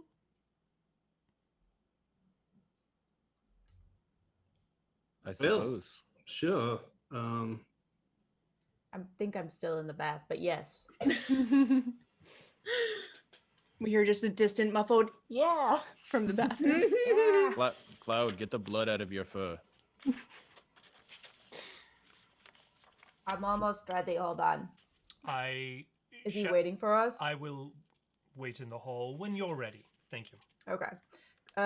He steps out into the hall. Cloud's gonna just dip back into their room for a brief minute, close the door, and like kind of just like draw like a crudely sketched sun on a piece of paper that they've have, and they're just gonna be like, "Oh, Pelor, you are a great god, and I don't know if you are my god, but oh my gosh, you're cool and everything, and bestow upon me your blessings, or however this works, and I don't know. Yeah, that sounds great. Okay." And they're gonna head out with whoever Okay. else is going. I will let you make a religion check or a persuasion check. You tell me. Either way, it's gonna be a -1, so Okay. it's a 3. Okay. So you complete your prayer and sort of nod like, okay, I guess that's how that works, and that's it. Okay, Off you go. off to meet the whoever. Yeah. So, Whoever's who coming. are you going to bring with you? I get probably just Fenn, who came last time. Fenn. Yep. Sure. Okay. Yeah. So, Cloud and Fenn, you exit into the hallway, and the sergeant is there. He just sort of gestures down the hall, heads up to the 4th floor, where you've now been several times. People are no longer stopping their conversations to look as you go by. They have just sort of become accustomed to the fact that you obviously belong here at this point. You're Obviously. shown into the Burger's suite. He is sitting at the table, having his breakfast. There are a few other attendants with him, no one who you have met before. Thank you for meeting. Your efforts to resolve Master Kholdrees' situation are appreciated, and we are very pleased that you have brought a group of scoundrels to justice. Thank you. You're welcome. Didn't we already meet with him after we did that quest? You did. Okay. Does this You- sound like an exact copy of that day? No, Okay. it sounds like they followed up on the information that you had given them, and Oh, he's starting a new conversation for sure. okay. You are quite a resourceful group. Are you interested in other appointments? Well, I'm sure there might be some of interest, probably determined by their nature, but I do think we do look for work. I mentioned before that I am senior counselor to Praetor Phobetus. She is from a family of quite a long lineage. They are nearly as established as the Akats. Fenn, you would recognize this as the name of the clan that sort of founded the Commonwealth. Some centuries ago, her family's home was ransacked by raiders, and many very valuable items were stolen. She's made it a priority of seeking the return of many of these heirlooms. We have reason to believe that some of her family's goods might have been looted and kept in the Illithad. Should you be willing to investigate, there is an appointment to be had. If you are able to return with any of the property, you would be handsomely compensated and win the favor of the Praetor herself. Where did you say that the items were? The Illithad, which, Fenn, you would know from having been here, that the Illithad is a slightly less developed region of the Commonwealth. It sort of is the sea that the Habrak borders. On the north side of that, as you head east, you get into the Illithad, which then turns into this peninsula that heads out to sea. So Caesena is sort of the southeastern edge of civilization and sort of the more developed areas. Once you get much further east of than that, things become much less developed in the Commonwealth. So, Fenn, you would know that that region is a little more undeveloped, a little more wild. And did they say what types of items? Sorry. No, you can ask if you want, but Go ahead, Fenn.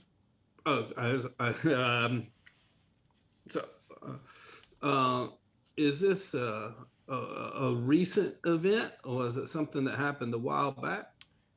this happened some centuries ago. It has...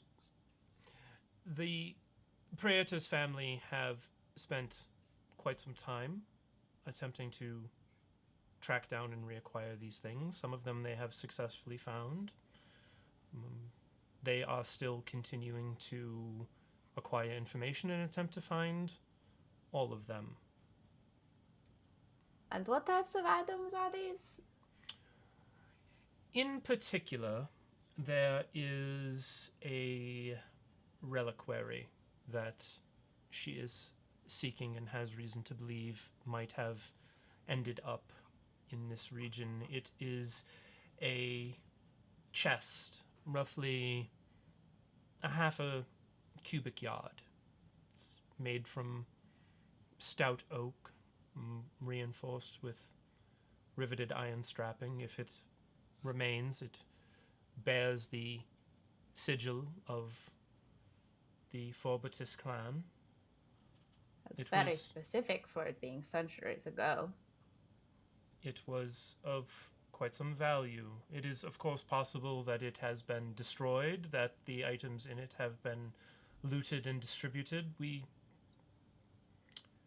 do not know, but it requires individuals such as yourselves who are able to undertake these things. forgive my lack of knowledge of banners and families from the Commonwealth, but what does this sigil look like? And then also, I had a question of why y'all think it's in this area. He looks at you for a moment. I can. If you think this is a job that you will take, then I can provide you with much more detail. But for now, what I can say is that in the familial archives, there are numerous journals that were kept by the praetor's grandfather. And among them are notes about the occurrence that led to this looting. She has spent quite some time having these translated. It is from an ancient dialect that is not often spoken, and we have managed to have one of these scraps of journals translated from Old Akkad, and which was a precursor to the common language that so many of us speak now. It points to the loot having been taken to an area called Thurtum, which now there is a small city there. At one time it was just a region in Ilithad. It is purported that the looters came from there originally, and we have reason to believe that they may have returned there. Can I tell if he's lying or Insight check. Yes, please. 18. Seems 100% legit. All right. But do you know who these looters were? I can read. He looks over at an aide and sort of gives the come hither look, and the aide presents him a folder, and he places it in front of you. And what you see is a journal entry, which I will share with you. Whoa. And what it says is, the worm came in the likeness of an Ackhart, and with great deception convinced me of its good intent, telling me stories of its home in the Furtum, its love of the Abbane, and its adeptness in the arcane. I was tricked to reveal the reliquary and my prized blade. The foul creature displayed its true form when it consumed my treasure, and upon golden wings set forth. I pray to find its lair someday.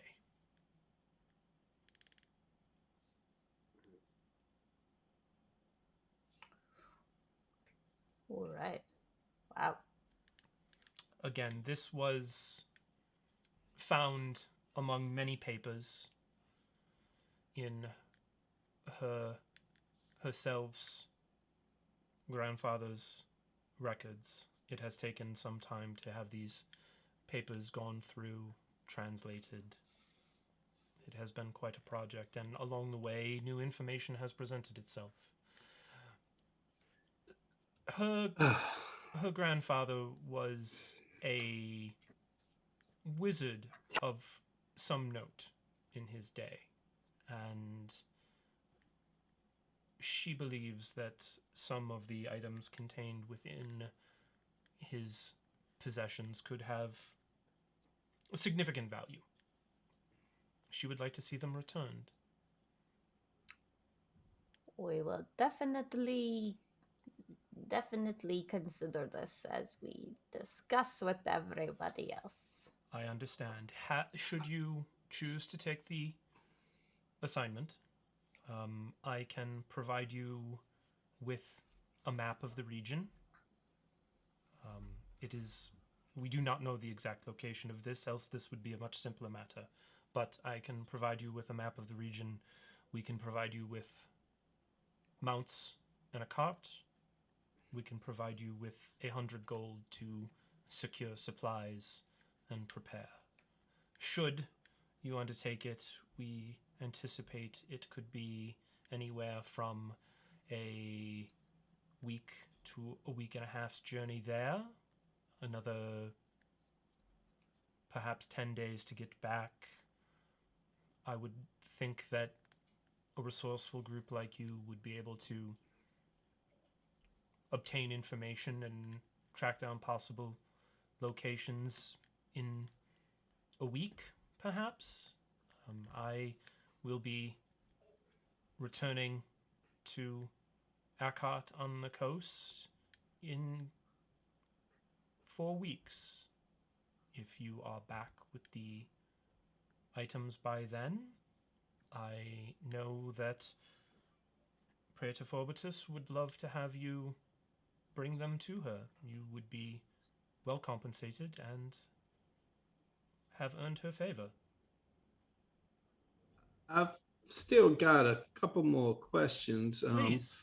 A couple are about this text you translated, and a couple are about just general information. But one on the text, I was kind of curious if there was any insight into both this blade that's mentioned and these golden wings. And then in general, if we are able to take this assignment and then do we return here, or do we go to Ekkot, or where do we go? Certainly. If you return within the next 2 fortnights, I shall be here, and I would be able to communicate directly with herself your findings. If you are able to return with items, then you will certainly be offered compensation, and you may also have the invitation to travel to Akkot to meet her. If you return after that, you can simply have Senior Sergeant Conowin, who is a member of the garrison here, can have one of their mages reach out to us and let us know that you've returned and what your findings are. As far as the journal entry,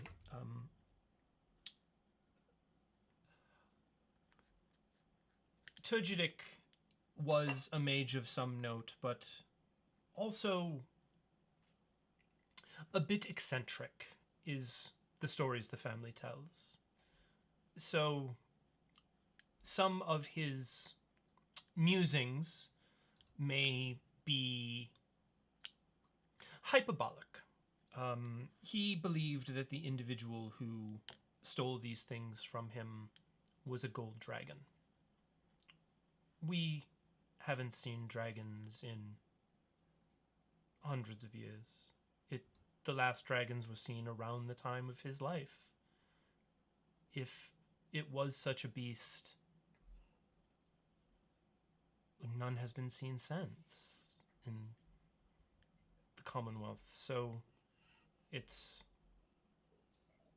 unsure whether he is being a reliable narrator in this case, or if this is one of his bouts of exaggeration.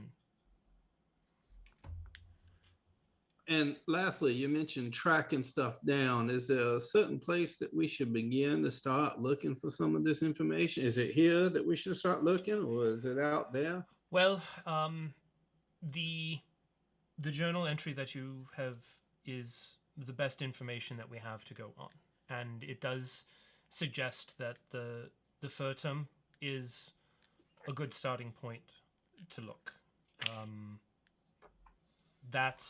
And he goes ahead at this point and just reaches in and pulls out a map and shows it to you. And he places it on the table, and what you see is this, which for whatever reason is going to show Maple's hit points right now. Oh, And he points to the didn't help me. All right. He points to the map, and the Furtum is an old region. The river forms a delta there. There are some ruins. It was an old settlement in the region. Some of the other towns along the way have remained fairly robust. I would think if you were to go to Lindworm and make inquiry, there may be people there who know the region more from their antiquities. But it is certainly a place to begin looking. Again, you may... I have to be honest with you, this may be a fool's errand. The Praetor has employed many individuals and only found some success. It's a big land, and these items could be anywhere. We are prepared to compensate you for your time and provide you with tools should you choose to undertake the journey. If you are unable to successfully obtain any results, we understand, but... Cool. Well, of course, we need to converse with our companions before we can make a decision. It does seem quite interesting, but we will be in touch. I shall be here. I hope that you can let me know before the end of the day. If it is not to your liking, I understand, but I am here in part to find someone to undertake this appointment. Cool. Well, thank you for making that offer to us, and we'll give it the full attention and respect it requires. You have earned the right. With that, We'll head back. Okay. And we will tell everyone everything, so that we don't need to. Well, guys, looks like we've been offered a big job. As Cloud was just saying, even that place where those like frog things are there is on the way. It seems like it could be very profitable. Maybe dangerous. I don't know what they mean with this gold dragon, but I think it sounds interesting. Agree. Did folks have things to do today in Caesena? Yes, me and Ahzyris have something to do. You all are welcome to join us if you'd like. Okay. I know that on a meta level, I know that Rhys and Ahzyris have things to do. Does anybody else have anything that they need to do in town today? I think Fenn is just going to pick up a hand axe and 20 more arrows, but Easily done. no need to role play that. Yep, easily done. There are enough shops, more on the outskirts of town, but wending your way around town, you can easily find an armorer that would have these sorts of items for you. Navigators tools. You can either look for a place where you could buy those, or you could go back and try and buy them off the carney. Rhys is gonna try and buy him off the carney. Okay. So as Not going to try and win. So as you head out in the morning, venturing forth, Rhys, you head over. The carnival has not yet opened up for the day. You know from the conversation previously that the festivities part of it is a 3-day event. But the gentleman who was running the event the night before is there, sort of cleaning things up, picking trash up, trying to make things look pretty. You there? How much for the navigator's kit that you had as a prize? 50 gold. 25. 40. 30. Make a persuasion roll. I thought you were going to do reverse psychology and be like 70. 14.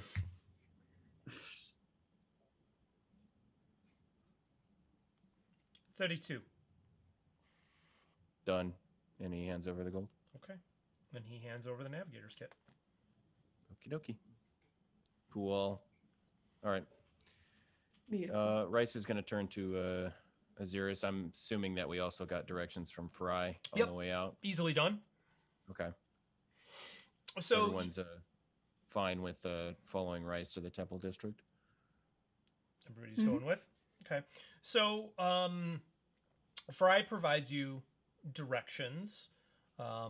You don't have far to go. Many of the temples are sort of just outside the center square of the city where everything is located. Excuse me. As you approach the temple of Sahani, Rhys, you notice that it is a polished marble.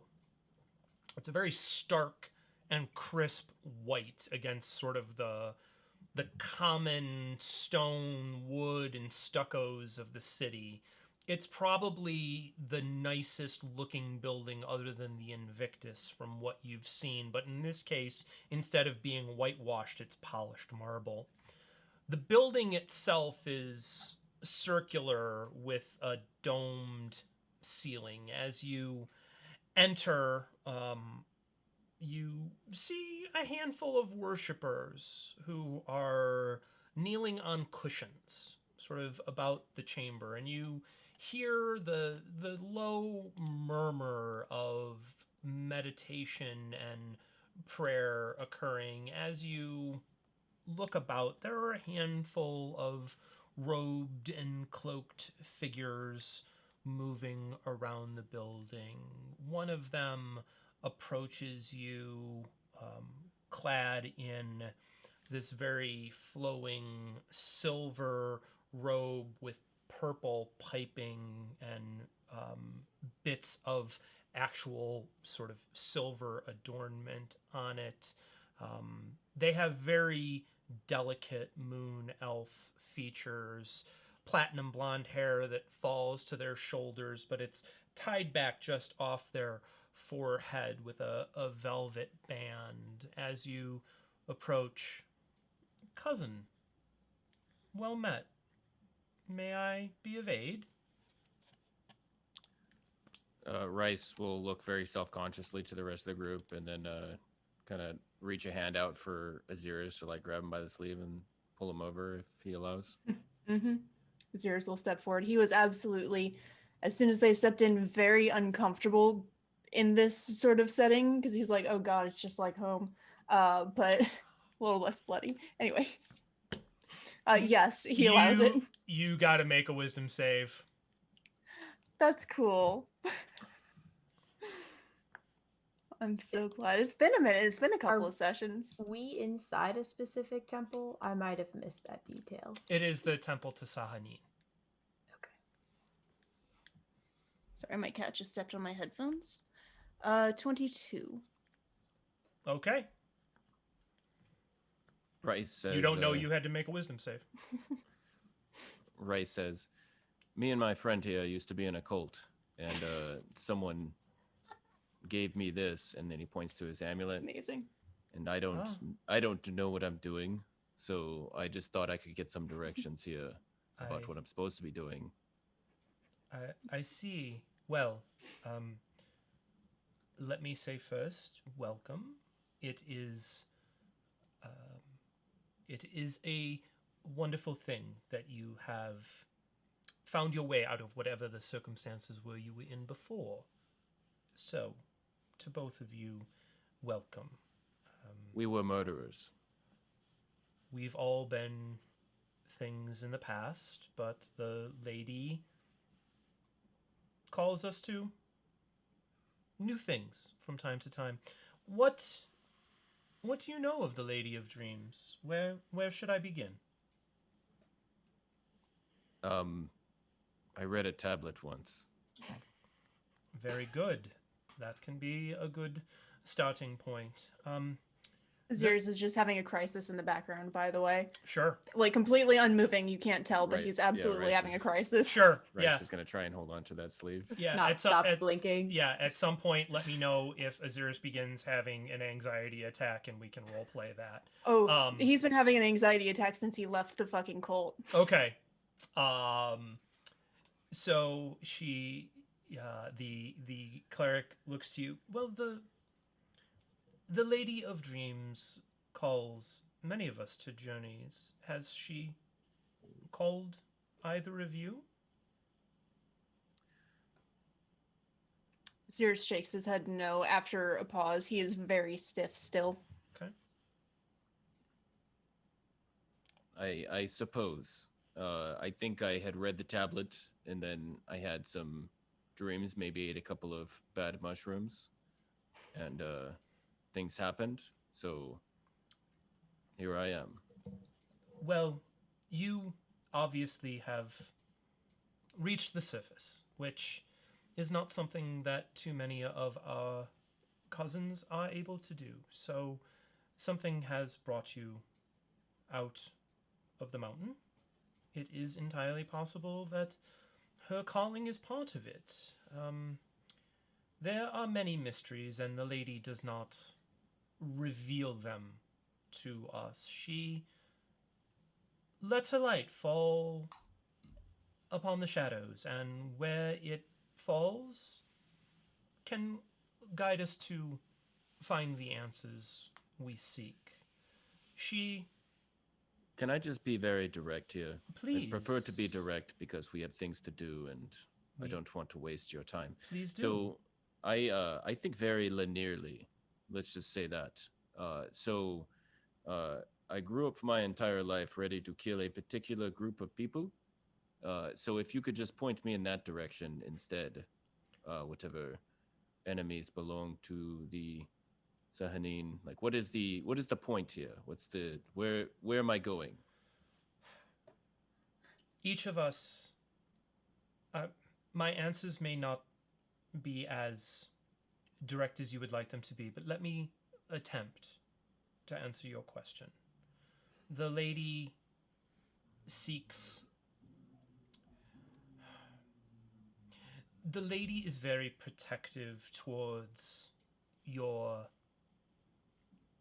more skybound cousins and has a good deal of antipathy towards your, if I may use the term, patron, because of her. Takes off the gloves and then shows his hands. This one? Yes. So, while she does not aspire to the injury of Lavender Cousins, she is well aware that they are following a false prophet and would love to see you return, all of you return to the fold of Corellian. So at some point I'm destroying temples of Lolth, correct? She looks at you, trying to figure out how to work with you. But we've been trying to figure that out for like... Yeah. I mean, as players, months. But she looks at you. I cannot say that that is her wish. I cannot say that that is her bidding. She will show you if that is the path that you are called to.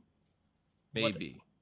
What I can say is that if she is visiting you in your meditations, she will likely continue to do that and will continue to reveal answers to you or pose questions so you can find your own answers. There is no linear path to follow here, friend. Where has your path taken you then? My path has taken me here. I From was raised in the Commonwealth. I was raised around the church. Sahani called to me, gave me her direction and her guidance, and I found myself in a temple like this. And I began to learn and I began to study. I began to heal. I began to ensure that the balance of nature was taken care of. I need to be concerned about the balance of nature. There are things that are against the balance of nature. Things like the undead that are... Oh, so I should kill undead. I can do that. Okay. All right. He pulls out a little notebook and takes a note. That's a reasonable starting point, yes.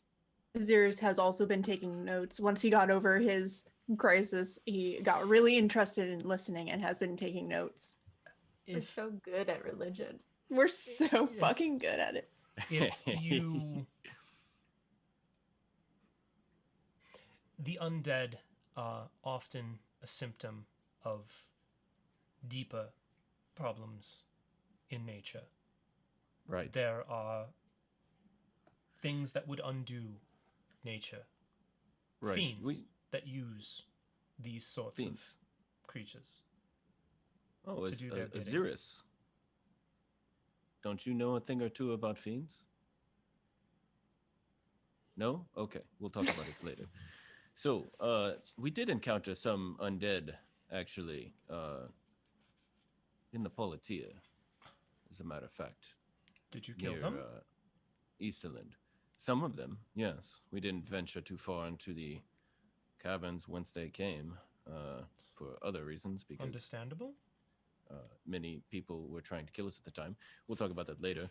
But for the undead, you're saying that normally it's the cause of fiends and things like that, and there's no central...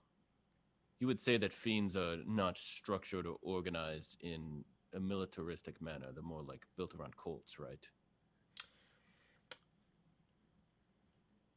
I need to know how to kill them. Were you able to kill them before?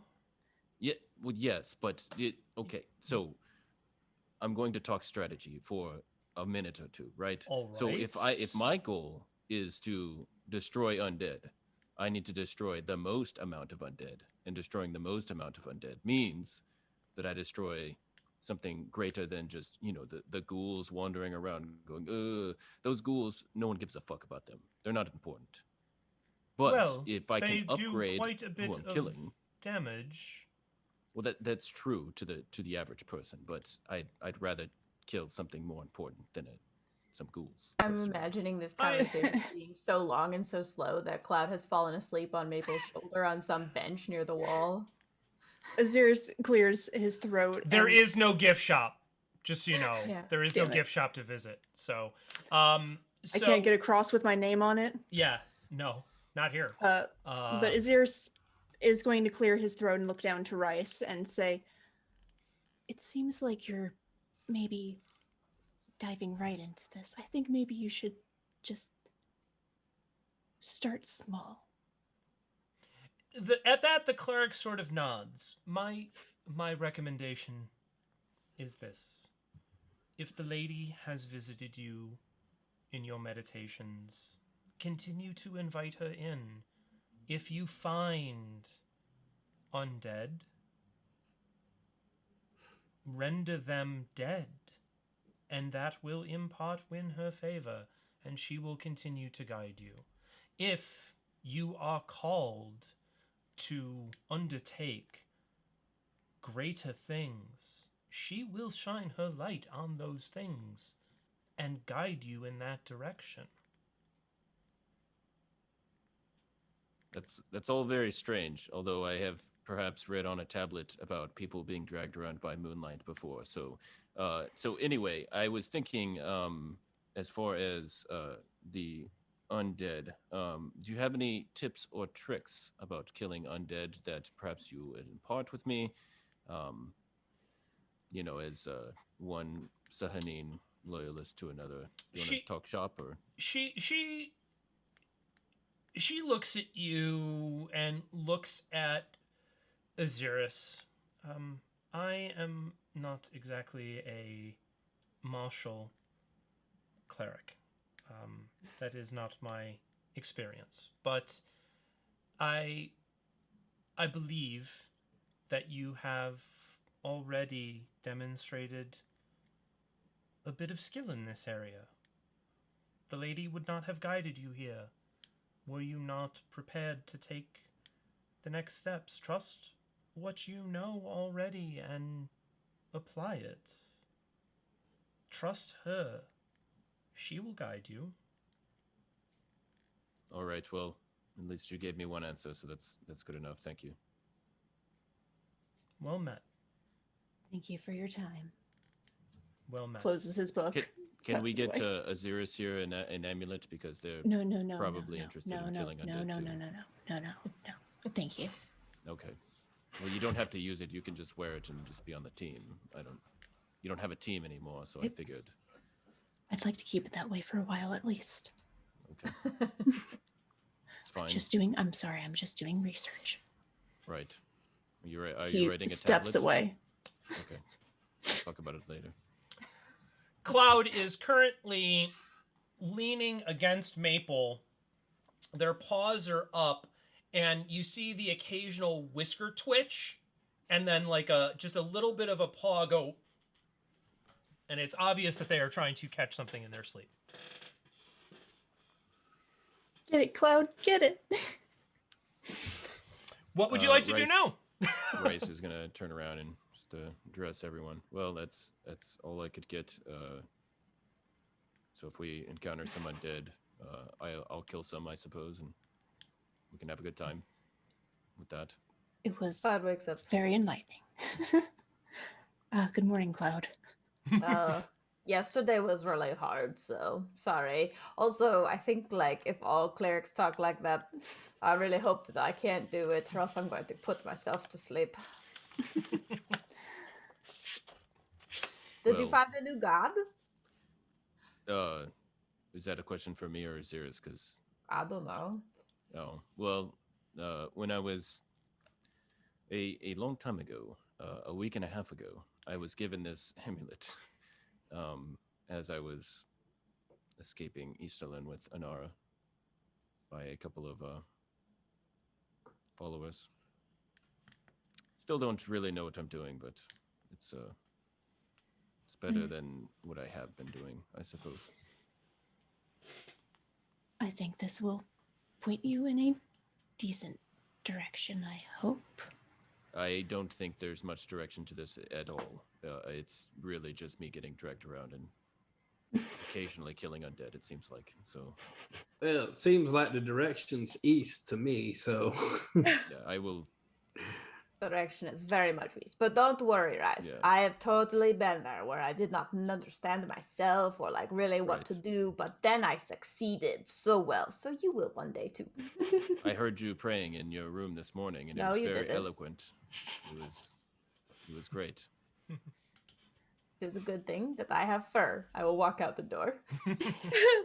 Yeah, Mabel will follow Cloud. Well, you know what? I have a feeling that this is probably the god of sarcasm if Rhys is joining. And Is she'll there a lot of she'll sarcasm? exit. Rhys would be the best. God. Ahzyris will follow after the group and clear his throat again, and just say, well, I don't know about all of you, but I am going to take a walk around town. I suppose you are welcome to join if you would like. But Well, that's do what I'm y'all, doing. while you do that, do y'all want to confirm that we'll take this job that was offered? They offered us to give us 100 gold and mounts and stuff to supply ourselves. And while Ahzyris, while you're wandering around, we can kind of take care of all those technical details. Yeah, that sounds like a good idea. I'm a fan Sounds of good. heading east. Cloud will go with Ahzyris. Okay. Fenn will head back to the Invictus and basically just let them know we're having the job, and Okay. then take the 100 gold and then just run away completely, never to be seen. No, I'm kidding. Not a problem. Easily done.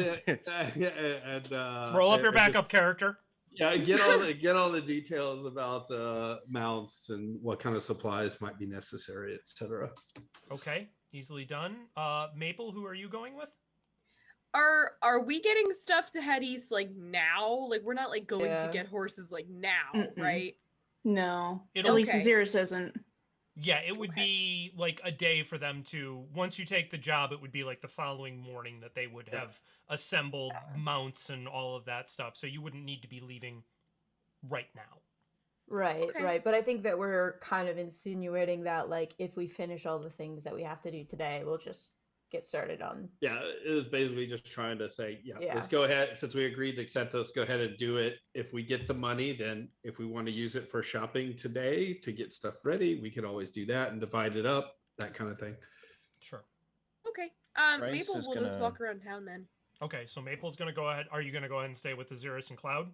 Walk Yeah. around town? Or okay, Rhys, what are you going to do? Rhys is going to go in the market looking for something. Okay. So we will go ahead then. You're going to go off on your own? Or are you going to stay with Yes. the group?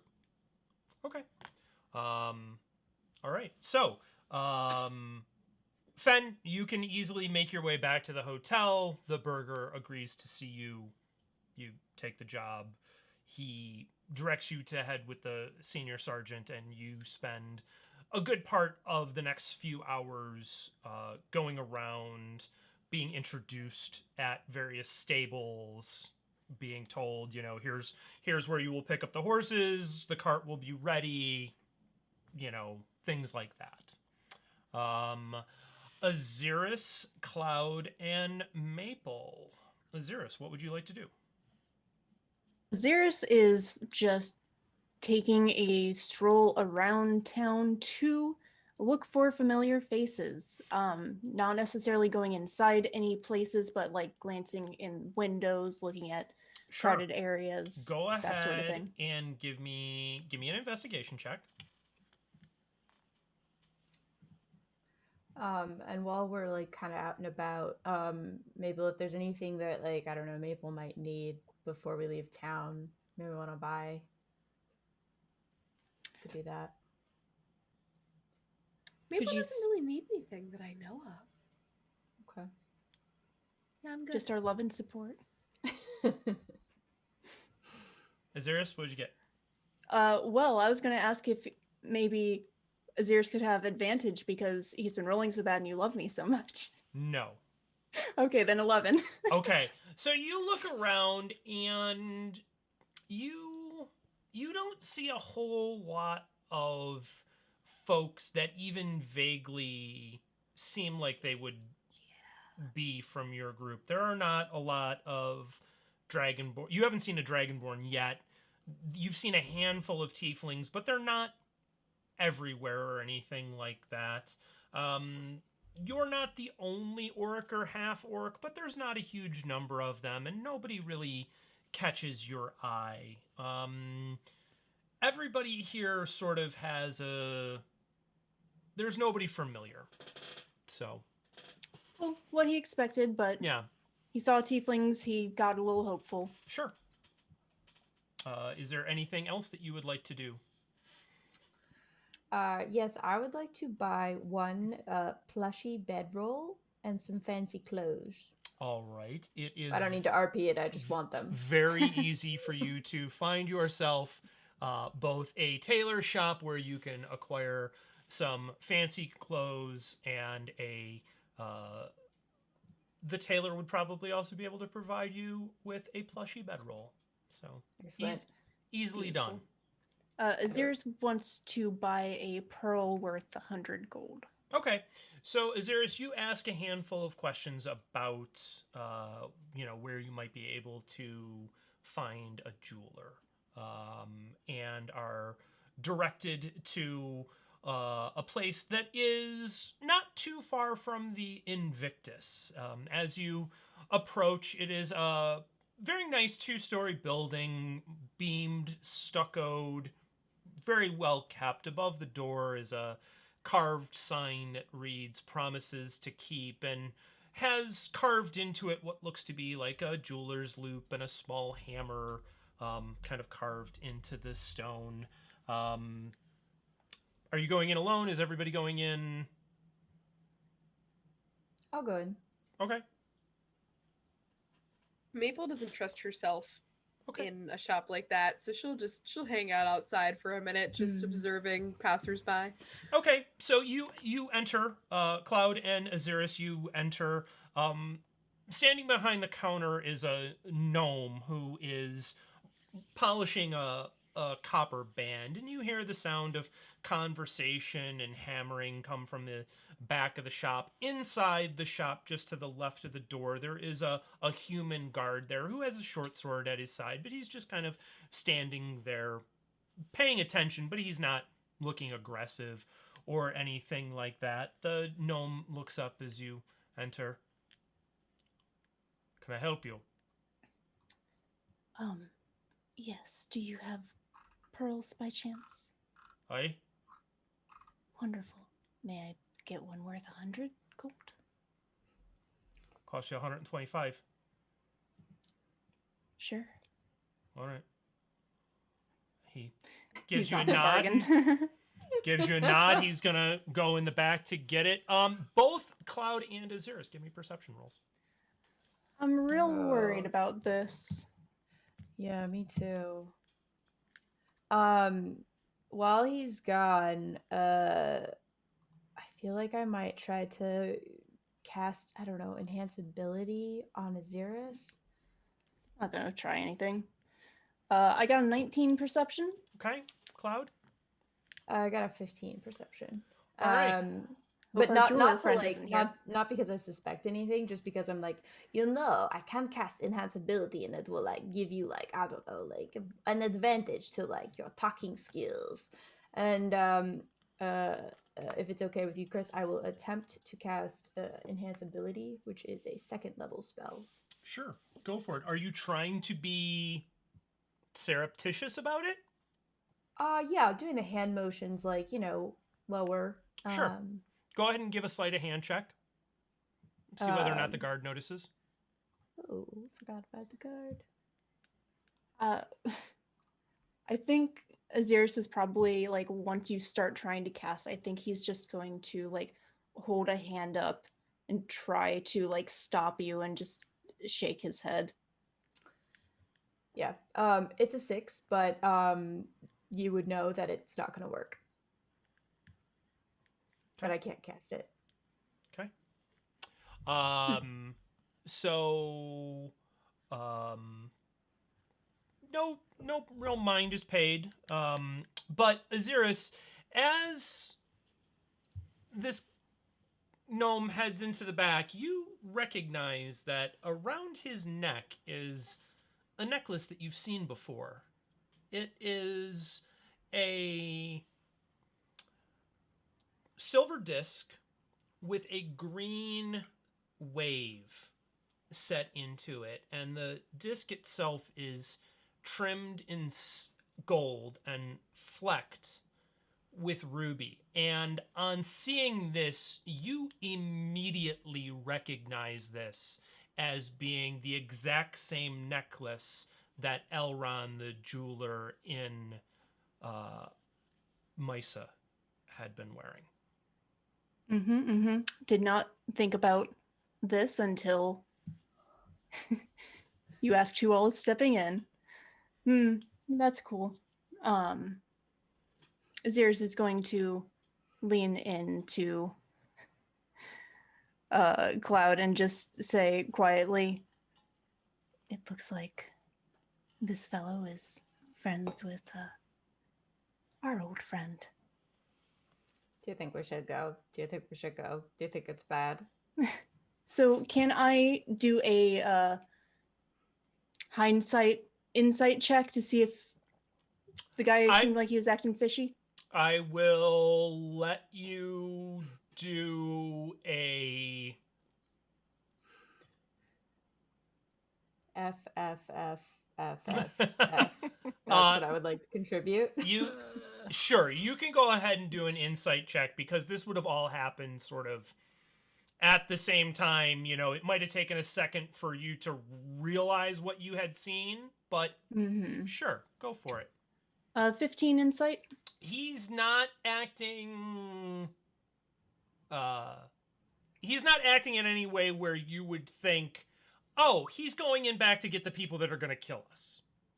Like, he just seems to have acknowledged you as a customer, and, you know, he seems to be relatively level. Okay. Ahzyris will shrug a little bit and say, I don't think so. I think it should be fine, but just thought I would let you know. Oh, I super appreciate it. You can leave I if you will would maybe like. just like wait right by the door. So he comes back out and has a, you know, very small wooden tray lined with cloth. Coming out behind him is an elven woman who just walks out and heads straight out. She heads out, just sort of gives a nod as she passes Cloud and a nod to the guard, and makes her way out of the building, places the gnome, puts the tray in front of you. This what you're looking for? Does she seem suspicious? The elven woman? Yeah. Make an insight check. Okay.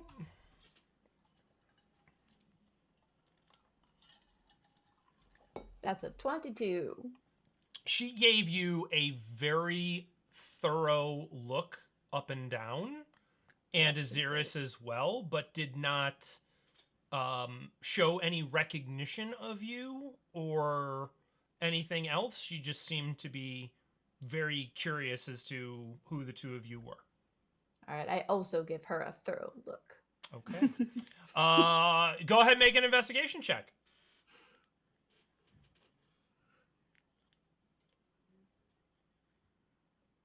I think that's you, Steph. Yep. Oh, me? Yeah. Oh, Mhm. oh, gave her a sorry. thorough I thought look. that you were doing. I don't know. Yeah. I was Yeah, just you being said like you gave her a- sassy. That's yeah, a you natural one. Okay, yeah, I you know, mean, it it's looks not like a natural one, but it's a 2 to a 1. sure, it so. looks like an elven woman. Okay. Yeah. She They all walks look out. the same. Yeah, elves. Can't tell Ears. them apart. Yeah, it's tough to tell. Chris, is Yeah. it what I'm looking for? Yep, absolutely. Great. He will pay the 125 gold for it and He return outside if he is allowed to He- with a thanks. takes your gold and bids you a good day. Ahzyris does the same, rejoins Cloud, and immediately just starts walking. Okay. Claude's filled Maple in by this point. Okay. Easily done. Rhys, what are you looking for? Rhys is going to search the market and any nearby libraries for anything related to Maldhelm, whether it be books, history, biographies, stories, any sort of cultural items that might have come from there. And he knows that he's not good at looking for stuff, so he's going to try and convince people to help him look. Okay. Where are you going to try to look first? Library. Okay. You get directions to a library. People are not particularly friendly to you, but they will. It's the middle of the day. You're walking around seeming like you belong here, so they're not going to give you any out and out grief. You get directions to the library. He'll hand off a couple silver whenever he gets help. Sure. Easily done. Reaching the library, as you enter, librarian greets you, asks you what you're looking for. You tell him, I can't say I know of it. Can you give me any information about it? It's north of here, in the Commonwealth, I believe. Overrun with undead, I believe. He looks at you. There isn't any place in the Commonwealth overrun with undead. Beyond it? Beyond beyond the Commonwealth? Yes. I'm sure there are places beyond the Commonwealth that have problems with undead, but I don't know this place that you're asking of. I've never heard of it before. What's north of the Commonwealth? The Alberg Kingdom. Do you have any books on Alberg Kingdom? Certainly. And he fetches you a book on the Alberg Kingdom.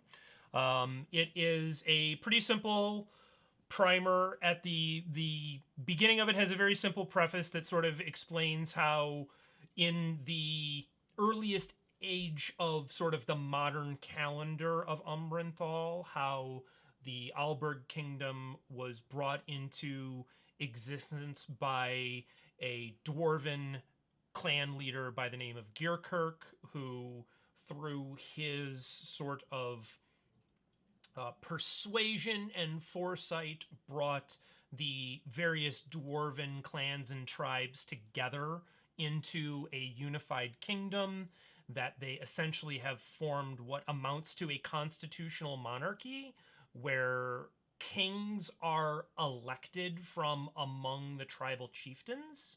And it sort of paints you a picture of a decent amount of the history, explains how the modern calendar is rooted in the year 1 Savsor is celebrated as the beginning of the Alberg Kingdom. Everything prior to the age of Savsor is the age before the Alberg Kingdom came into existence. So dates all across Umbranthal are tracked based upon this calendar. So it is 937 years since Gearkirk brought the Alberg Kingdom into existence. And that's sort of the rough overview that you get. If you have specific questions, we can see whether or not you find those answers in this book. Yeah, he's just looking for Maldhelm stuff. There is nothing that references Maldhelm. Okay. Okay. He'll return the book and go look elsewhere. In the markets or anything like that, he's going to look for anything that might have been referenced as being from Maldhelm. Go ahead and make an investigation check. Okey dokey. Ah, 2. You find nothing, and nobody that you talk to has any idea where you're speaking of. All right. Oh dear. Very well.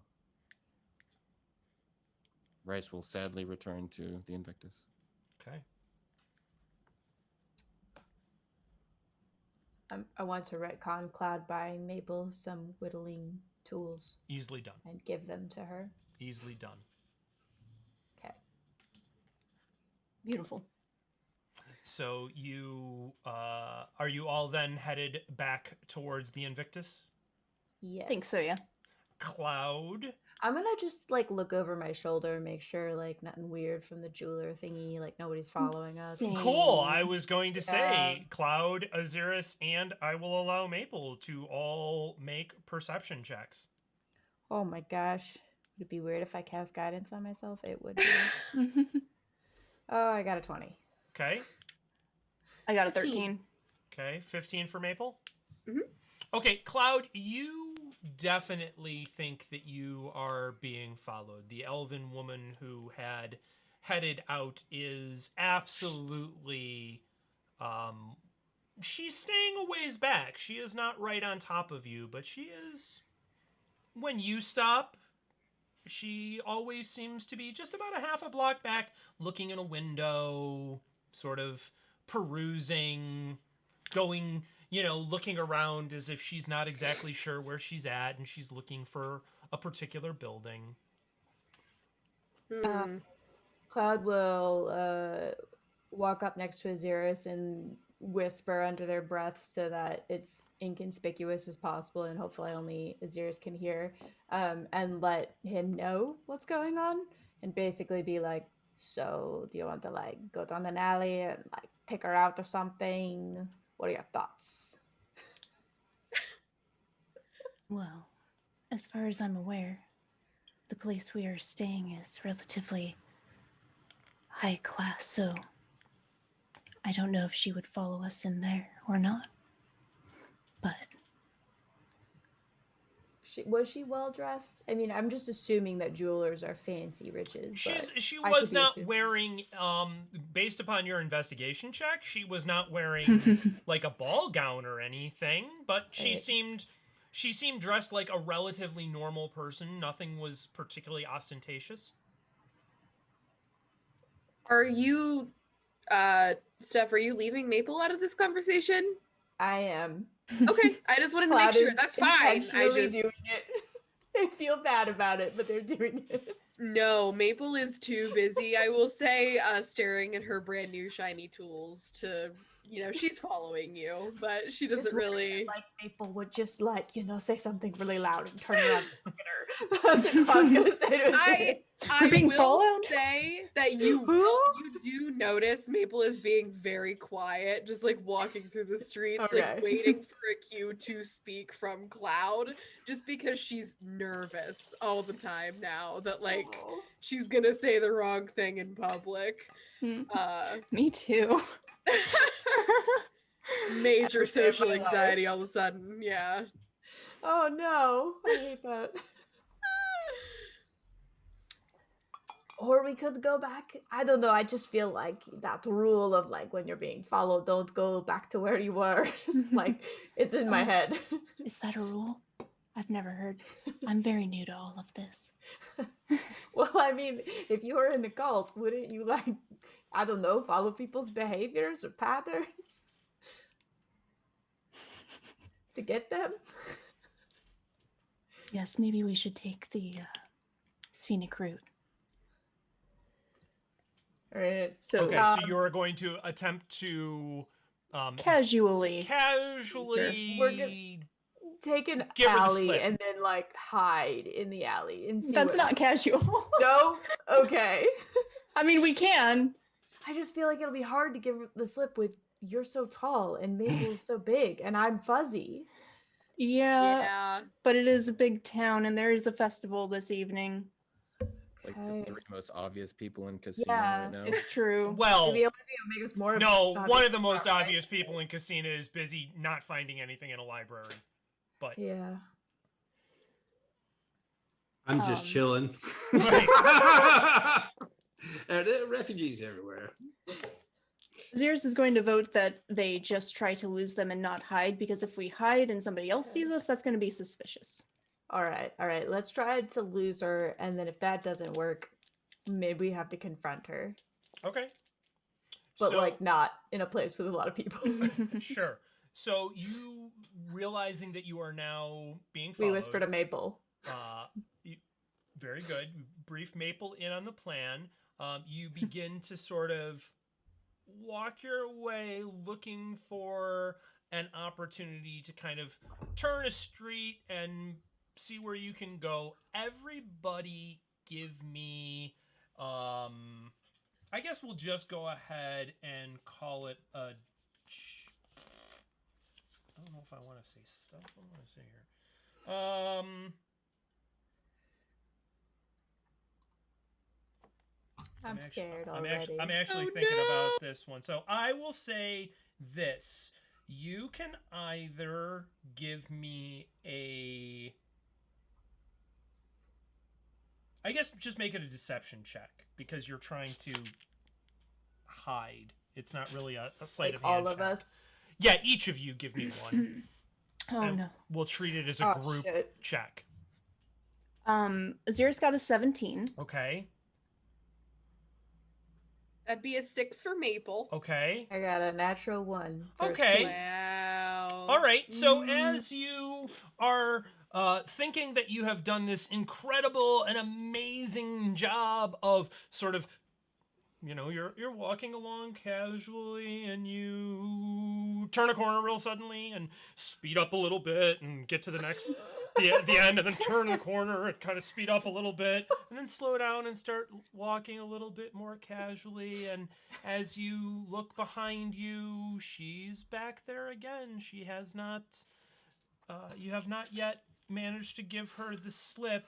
All of you give me an investigation check. Maple and Cloud were not designed for a game of sneaky spies. Yeah, this is Oh not the my party gosh, for I'm sneaking. rolling so badly. No. Sneaking, Oh. sneaking. You're literally saying that as you're going. We're doing our own theme song. Yeah. 14 Yeah. for Ahzyris. Okay. I got a 5. Okay. 12. Okay. As far as you can tell, it's just her still. You don't see anybody obviously working in cahoots with her. Does she seem armed? Does she have like Give any me- obvious spell components or anything on Give her? me an investigation check since you are specifically examining her.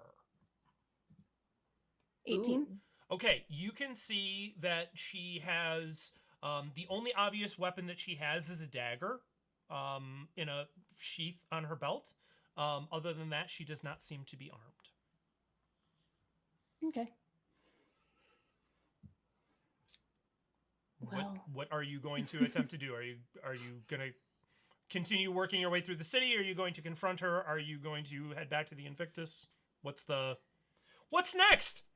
I'm imagining we all hide in an alley and just like wait for her to walk by and then jump on her, but that doesn't seem realistic. So what are you thinking?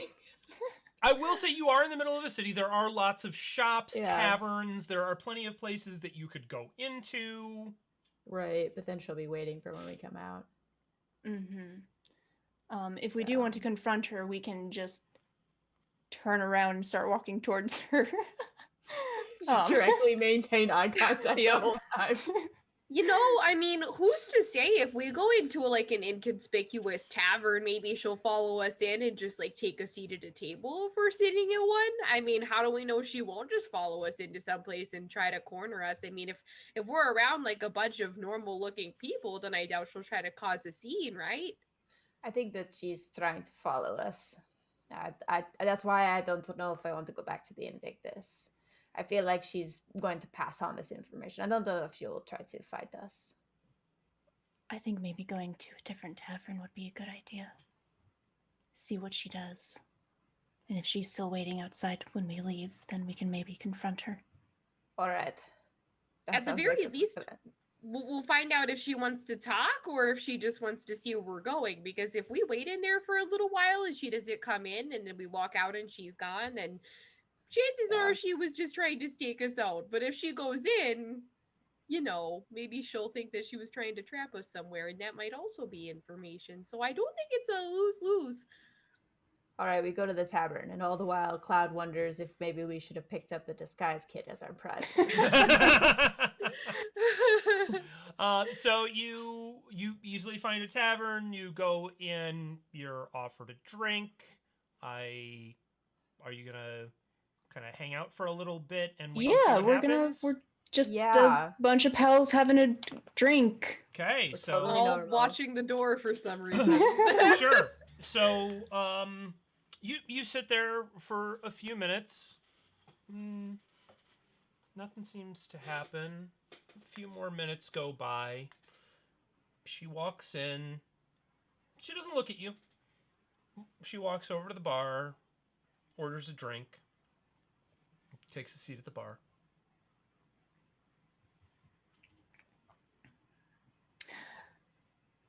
Maple, What's going on, bud? I've noticed that you at least have used this tactic a lot, that flirting. Perhaps you can buy her a drink and attempt to get information that way. Oh, okay. You know what I've also found really works well? Just for catching folks off guard. You know, if I call her by the wrong name, you know, for example, like Carol or something that's really off the wall, and, you know, just act like we've met before, maybe that'll throw her off enough to, like, you know, not be as guarded just to begin with. So how about I try something like that? Does that sound fun to you or what? That sounds great, Maple. Can you just like one quick second? Something is going on. Like I'm just not feeling great today. So, but can like we just like go over to like where the restroom like alley area is, and I can try to like cast a spell on you real quick. Might help you, might not. Okay, yeah, that sounds good. We can go ahead and do that, bud. I mean, I trust you. Cloud will attempt again, out of visual or whatever range of folks in the tavern, to try to cast Enhance Ability on Maple again. Okay. But do not think it will succeed. Go ahead and give me just a straight up D20 roll. Straight D20 roll. Okay.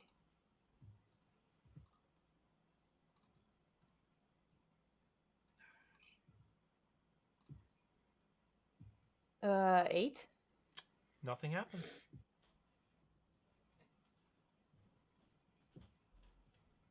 Okay.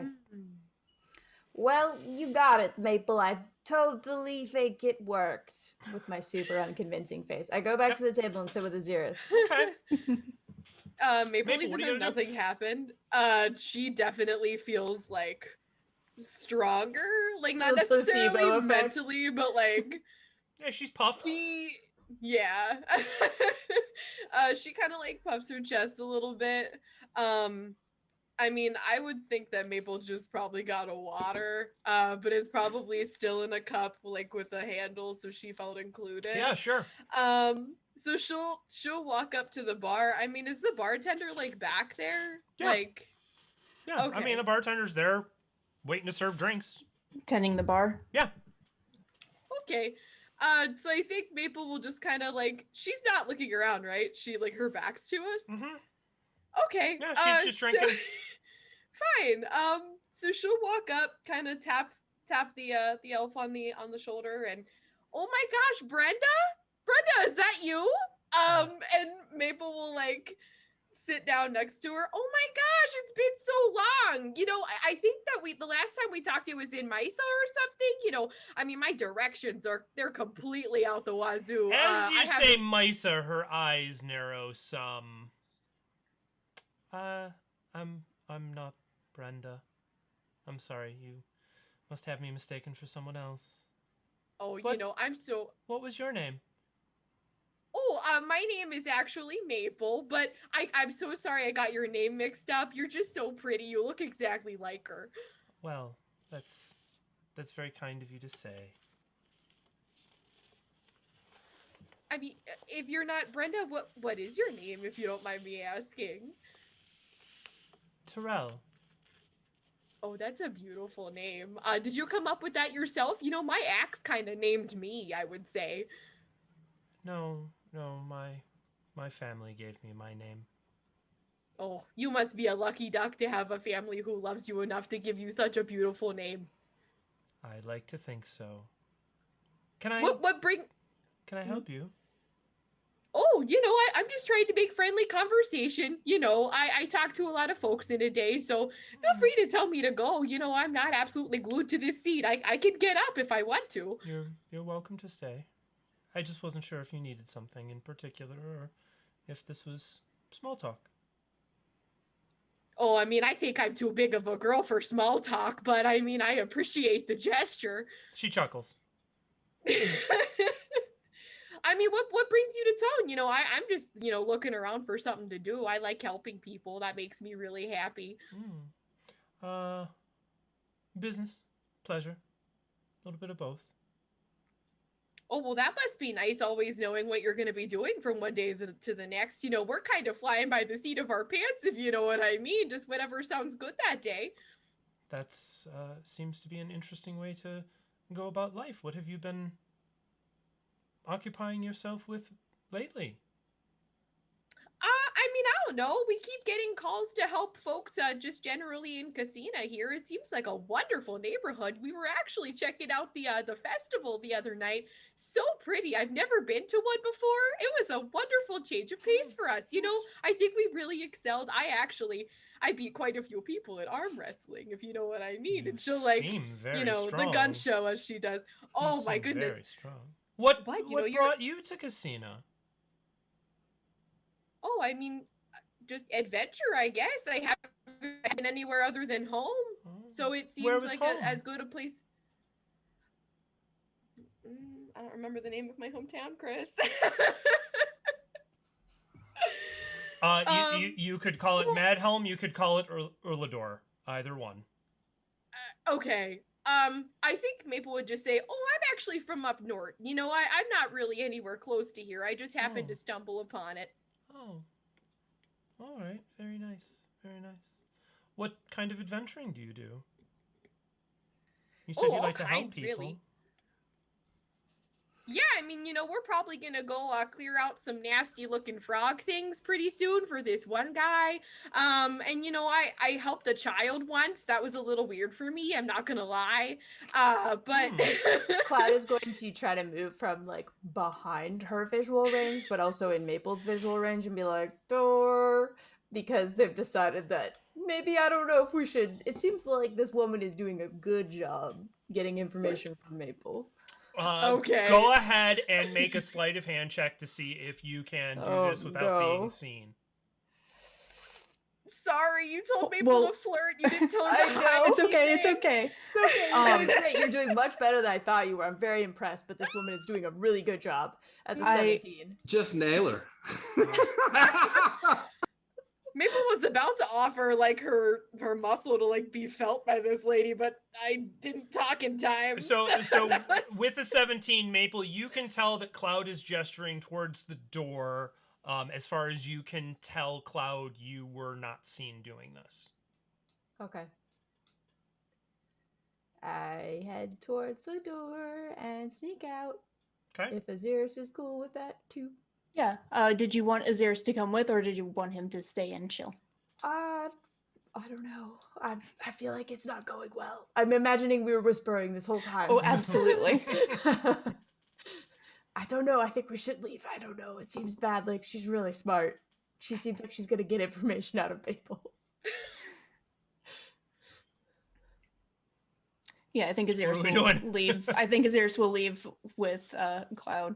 Okay, so Ahzyris and Cloud walk out kind of, you know, they make it, Maple, you can tell that they're walking out and Cloud is kind of giving the sort of head gesture thing. What are you going We're so to do? good at this. Really good. I think Maple will sneaking.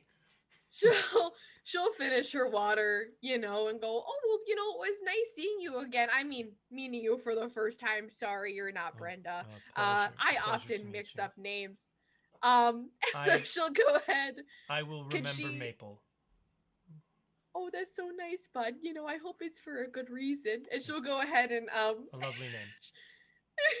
she'll settle the tab of herself and her friends. And walk out like casually, but like she's like, well, I wouldn't say obviously tutorial, but hiding her awkwardness and like shifting her backpack and stuff, just like looking busy for a minute, because like her hands are a little shaky, so she's trying to keep them like occupied. Sure. So she'll get out the door. As you reach the door, you hear your name called. Maple! And it's the woman that you had been talking to. I'm sure Karljan would say hello. And that's where we're going to end for this evening. So, thank you all for joining us this evening. We hope you had as much fun as we did. Please remember, Keeps and Conversations on Monday evenings, 6 p.m. Eastern, hosted by our very own Altamirage, and our Adventures in Umbranthal return next Wednesday. On Thursday, March 18th, we are doing our Candlekeep Mysteries one-shot, DM'd by Jake, with Matt, Mirage, and Sarah, and the very talented Mel of Melmo Plays here on Twitch. We hope you will join us all for that. And with that, have a wonderful evening. We love you all very much. We'll see you soon. Cheers.